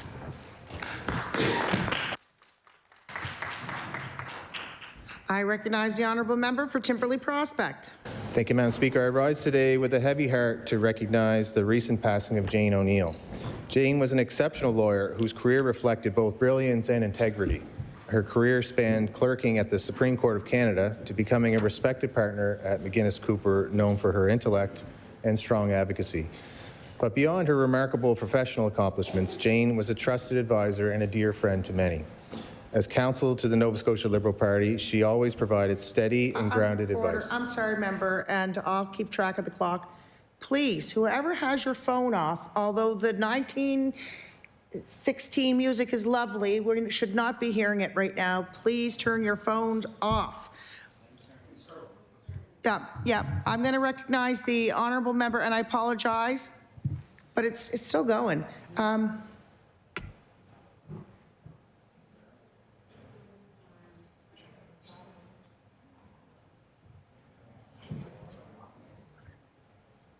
We figured it out.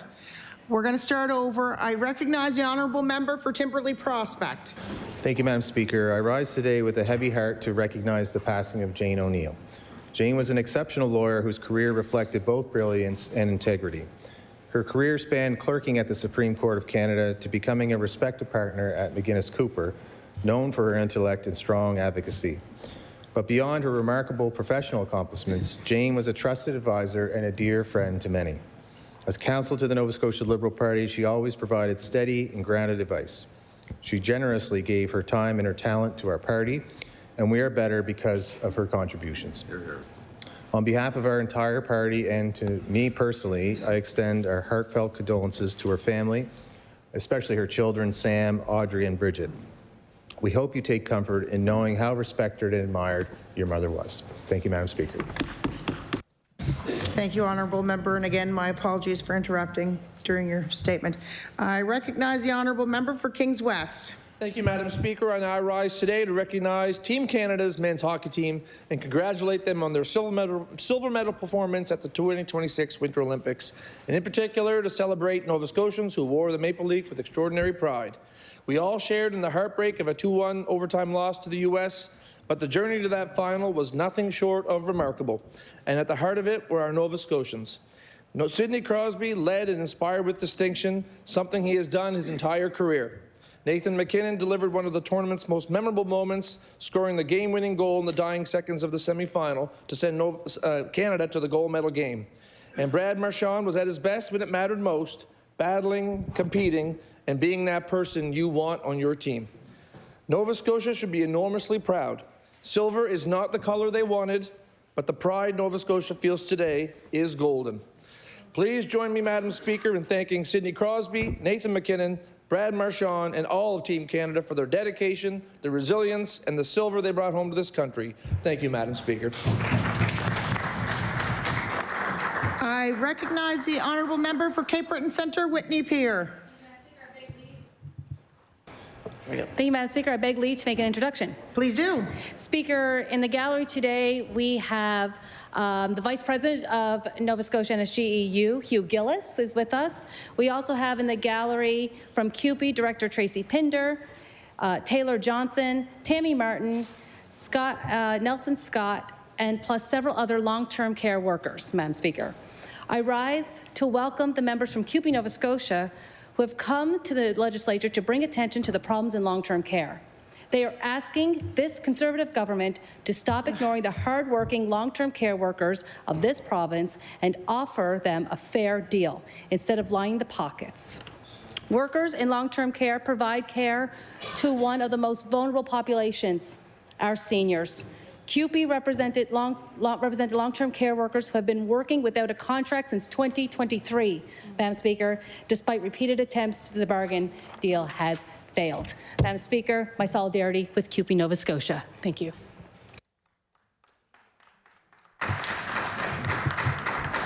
Welcome to the House. Sorry if I scared you. I wasn't too sure if that was your introduction or your member statement, but I see you combined both. Welcome. We hope you enjoy your time here. Thank you for making it out in such terrible weather. Appreciate you. Appreciate the work you do. I recognize the honourable member for Sydney, member 2. Thank you, Madam Speaker. Madam Speaker, on the hockey theme, I rise in my place to recognize a wonderful tournament that took place, hosted by member 2 and Senator 200. It was the World Women's Under-18 Hockey Championships, which saw elite players come from all over the world into our community. Over and over again, whenever there's an event in Sydney or the greater area, everybody steps up. We had hundreds of volunteers, we had great sponsors, and we had people packing the rinks for the game. So I rise in my place to recognize everyone in member 2, everyone with the city, with the CBRM, and Senator 200, and all the volunteers that, whether it was the World's Women's Curling Championship, whether it was this event, every event is top notch, and it's because of the people that we have on the ground that dedicate not only putting on a great event for our community, but welcoming the world. So congratulations to everyone on a great World Women's Under-18 Championship, and we all thank you very much.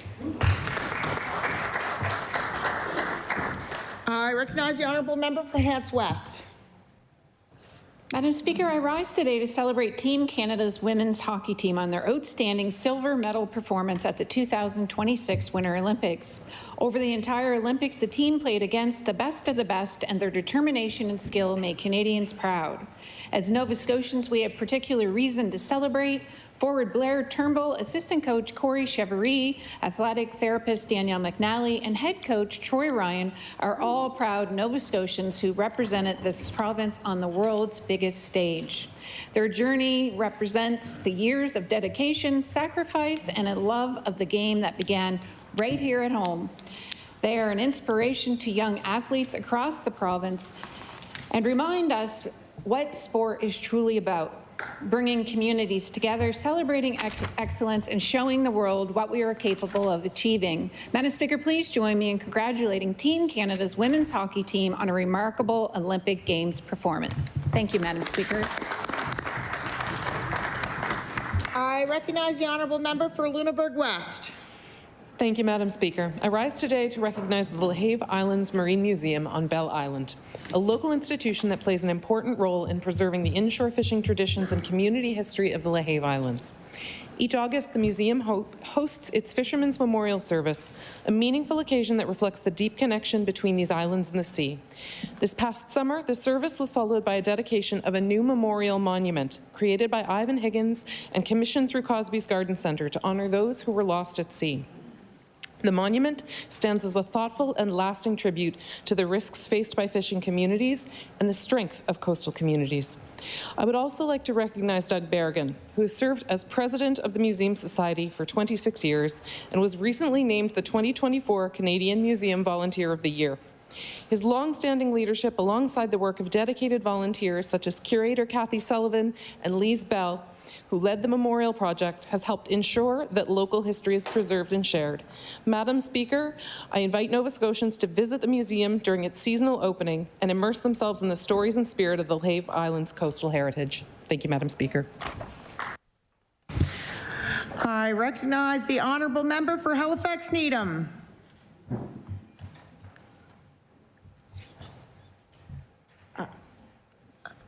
I recognize the honourable member for Halifax Needham. The mic's not coming on. Oh, there we go. Oh, there we go. Thank you, Madam Speaker. I rise today to recognize February as African Heritage Month. Black history in Nova Scotia is very distinct, as Nova Scotia is the birthplace of Black history in Canada. African Heritage Month is a time to celebrate the history, culture, and leadership of African Nova Scotians and the 52 African Nova Scotian communities who continue to show the power of community and standing together. At a time when the world feels more divided than ever, this year's theme, Strength and Unity, moving forward with purpose, prosperity, power, and progress, has never been more important. Moving forward with purpose also means following through and taking action, breaking down the barriers and righting the wrongs. African Heritage Month is not just about honoring the past. It's about committing to a better and brighter future, not just for this month, but for 365 days of the year. So let us celebrate our achievements, our accomplishments, and our impacts that we as African Nova Scotians have made in contributing to Nova Scotia and Canada. Let us honor the past and shape the future.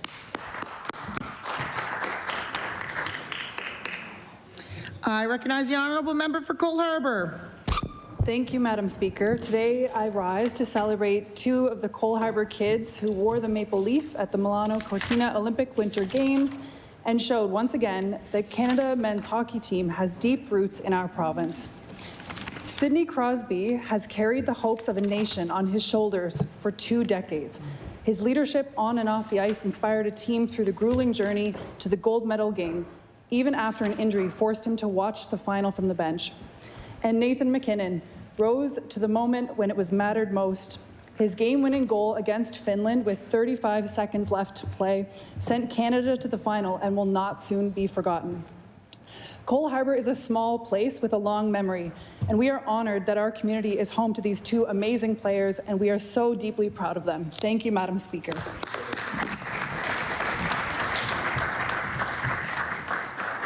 I recognize the honourable member for Halifax Citadel, Sable Island. Madam Speaker, I rise today to recognize Eating Disorders Nova Scotia, an organization working to support those with eating disorders in Halifax and across the province. EDNS offers support groups, education, peer support, and programming for those living with eating disorders so that Nova Scotians have the support they need for eating disorder recovery. Each year, thousands of Nova Scotians seek support through EDNS. They recently opened their first physical space located at 2711 Agricola Street. The team is now able to provide many in-person wellness programs to members of our community. In one recent week, this included dog therapy, supper club, restorative yoga, and creative expressions. And of course, their critical programming continues online with Body Peace Canada peer support programs for all ages and all genders, and with specific community-focused programs, such as Coloring the Conversation for BIPOC folks. I'm happy to congratulate them on their new home and pleased to stand in appreciation of the important work being done by Eating Disorders Nova Scotia.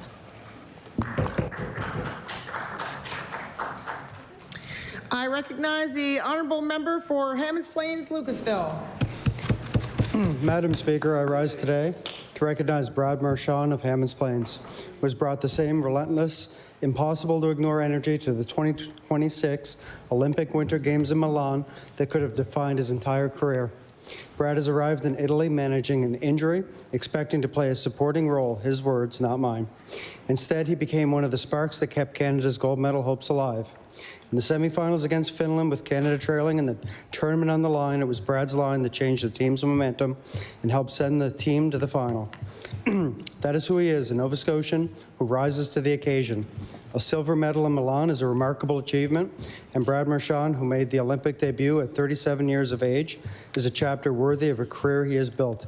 Hammonds Plains could not be prouder of you. Thank you, Madam Speaker.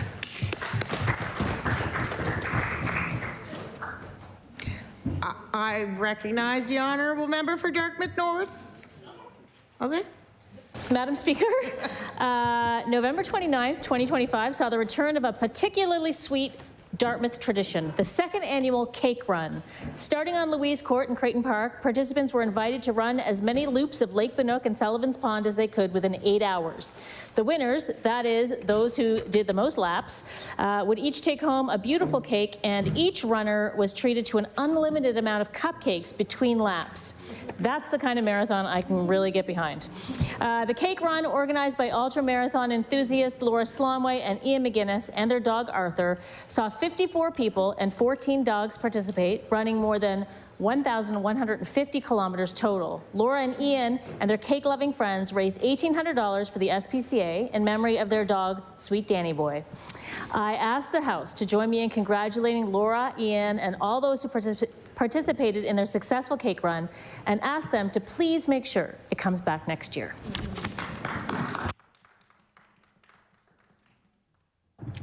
I recognize the honourable member for Gosbury-Tracadie.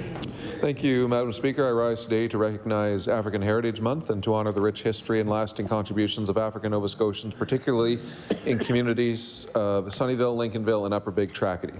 This year's theme, Strength and Unity, Moving Forward with Purpose, Prosperity, Power, and Progress, reminds us that true progress happens when we work together with shared purpose and respect. Earlier this month, I had the honour of speaking at the flag raising and proclamation led by Elder and Municipal Councillor Mary Desmond. It was a meaningful celebration of culture and community. Highlights included Nathan Clyke on African drums, Nathan Sparks leading the libation, and Ainley and Langston Dorrington sharing the touching story they wrote about their grandfather growing up in Sunnyvale. Madam Speaker, it is especially encouraging to see so many young people in these communities emerging as leaders and role models. Their pride in their heritage ensures that traditions remain strong for generations to come. Madam Speaker, during African Heritage Month, we honour our elders, celebrate our youth, and recognize the living history and ongoing contributions of African Nova Scotians across this province. Thank you, Madam Speaker. I recognize the honourable member for Cape Breton Centre, Whitney Peer. Thank you, Madam Speaker. I beg leave to make another introduction. Please do. Madam Speaker, in the gallery opposite of me is Melissa Ellsworth, who has been fighting for WCB for many years and has been slowly losing her life due to inadequate help. I ask everyone to welcome Melissa to the House.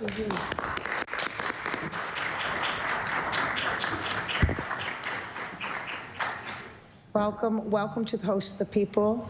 Glad you're here. Please be careful when you leave tonight, as the roads might be a little hazardous. Thank you. Thank you for coming. I recognize the honourable member for Cape Breton Centre, Whitney Peer. Thank you, Madam Speaker. On a happier note, I rise today to make a very important announcement. On January 20th, 2026, my niece Lennon became a big sister when Aubrey James Allison came into the world. A huge congratulations to my sister-in-law Bria, my brother-in-law Corey, and to my niece Lennon for welcoming their quartet to this family. We are excited to have another brown cousin as part of our girl crew, and I look forward to many years of watching that little girl grow and watching Lennon become the best big sister. Thank you.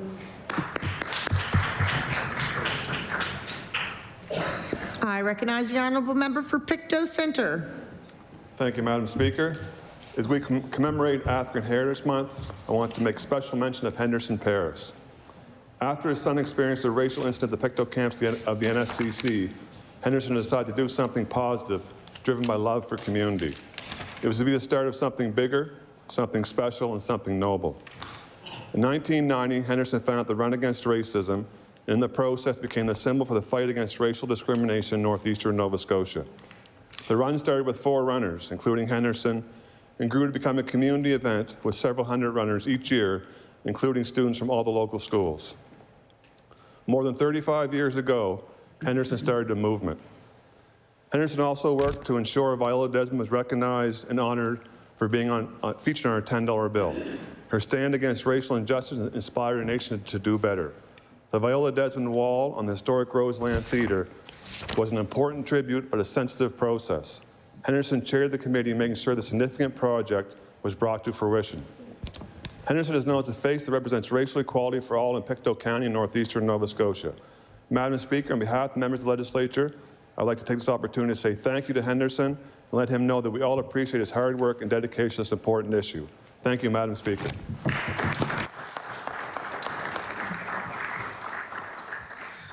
I recognize the honourable member for Halifax Needham. Thank you, Madam Speaker. I would like to warmly welcome Encore Thrift Store to the neighborhood of Halifax, Needham. Encore is a unique, new-to-you boutique thrift store in Halifax that gives you the feeling of a retail clothing store with the prices of a secondhand store. And all of their revenue supports Hospice Halifax, so you can purchase with a purpose.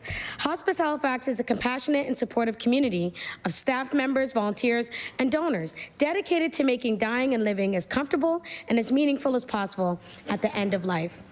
The store is located at 2748 King Street in Richmond Yards, a few steps away from my office. Such a treat. And I'd like all members to join me in welcoming Encore Thrift Store to the community. And if you're looking for some really nice wares that will be in the place, trust me, you will leave with something for an amazing price. So all while supporting people in your community. Thank you, Madam Speaker. I recognize the honourable member for Eastern Passage. Thank you, Madam Speaker. I rise today to recognize my right hand and my left hand, my amazing constituency coordinator, Lisa Rochon. I remember the day that Lisa came in for her initial interview for the position of constituency assistant right after my election in 2017. She brought with her delicious donuts. Madam Speaker, she has been looking after me ever since, and the residents of Eastern Passage have benefited. Not only is Lisa exceptional at her work she does for our community, she coordinates and helps me on numerous events throughout the year, including our multicultural potluck dinner coming up this Friday night. Madam Speaker, she is dedicated and goes above and beyond every time to make sure that anyone who calls our office visits or gets the support that they need. And the bit of the joke, Madam Speaker, is that oftentimes when people call my office and I answer the phone, they're like, oh, I wanted to talk to Lisa. So I know how important she is to our community. Madam Speaker, I ask all members of the legislature to join me in celebrating my wonderful constituency coordinator and dear friend, Lisa Rochon, and to say a very happy birthday to you, Lisa.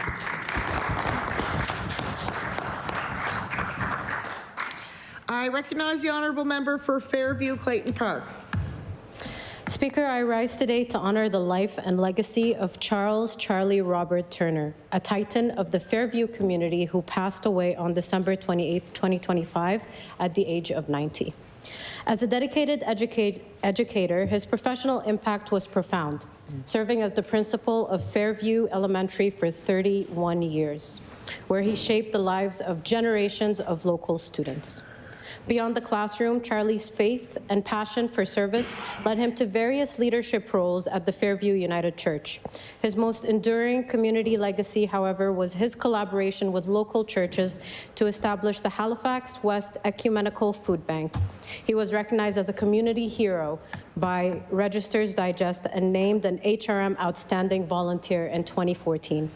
I ask all members to join me in recognizing Charlie's lifelong devotion to Fairview and in extending our deepest condolences to his family, friends, and the many former students who remember him so fondly. Thank you, Speaker.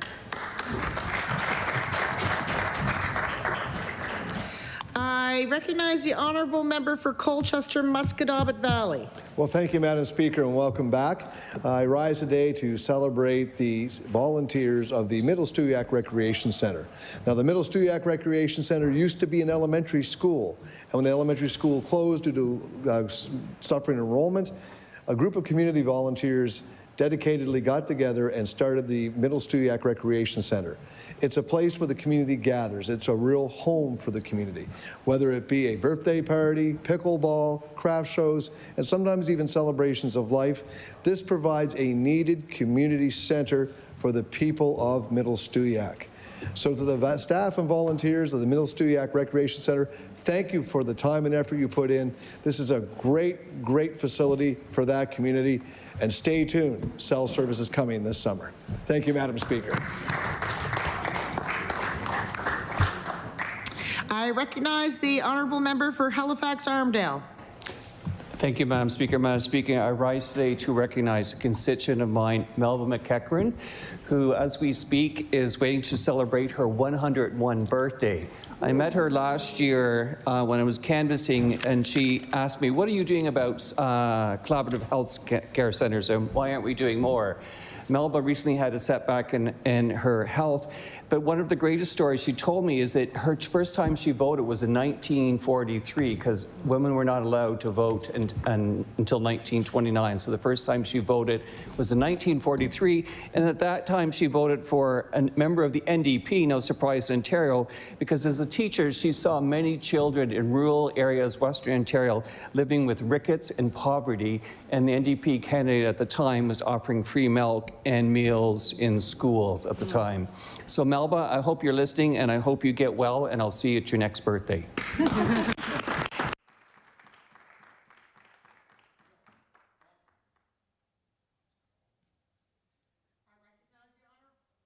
I recognize the honourable member for Digby-Annapolis. Thank you, Madam Speaker. Madam Speaker, it is with deep sadness I rise today to recognize Harold Joseph Alexander, who passed unexpectedly on September 20th at the age of 70. Harold was a beloved husband, father, and community leader who dedicated his life to his family, his work, and to the service of others. Harold's career brought him from Newfoundland to Digby, where he met the love of his life, Meredith. Together, they built a life rooted in kindness, hard work, and family, raising their 3 children, Megan, Liam, and Rebecca. Harold was admired across the forestry sector for his leadership and vision. He ran a sawmill and managed woodlots in the Digby area with his business partner, Brian Thomas. Harold gave deeply of himself, was a dedicated volunteer, a lifelong coach to youth sports, and a man of faith as an active member in his church. Madam Speaker, Harold and I shared many chats, phone calls, and outings where Harold would speak of the many opportunities for our province in our use of biomass. Madam Speaker, I ask that all members of the House join me in offering our heartfelt condolences to Harold's family. Harold leaves behind a legacy of love, service, and community. Thank you, Madam Speaker.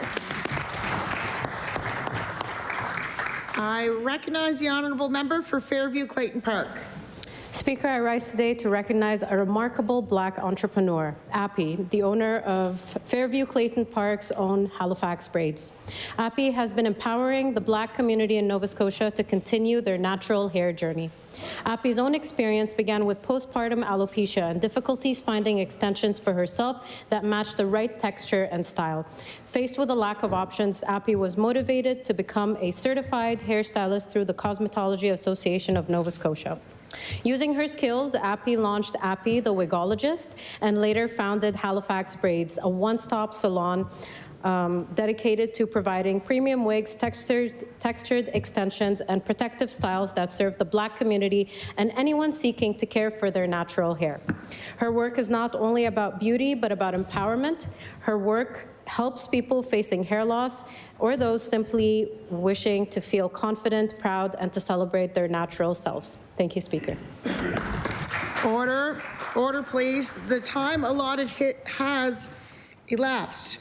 I recognize the Honourable Government House Leader. Thank you, Madam Speaker. That concludes the government business for today. I move the House that now do rise and meet February 24th between the hours of 1 and 11:59. Following the daily routine and question period, government business will include second reading of Bill 186 and private and local members' bills. The motion is that the House rise to meet again on Tuesday, February 24th between the hours of 1 p.m. to 11:59 p.m. Would all those in favor of the motion please say aye? Aye. Contrary-minded, nay. The motion is carried. We stand adjourned until Tuesday, February 24th at 1 p.m.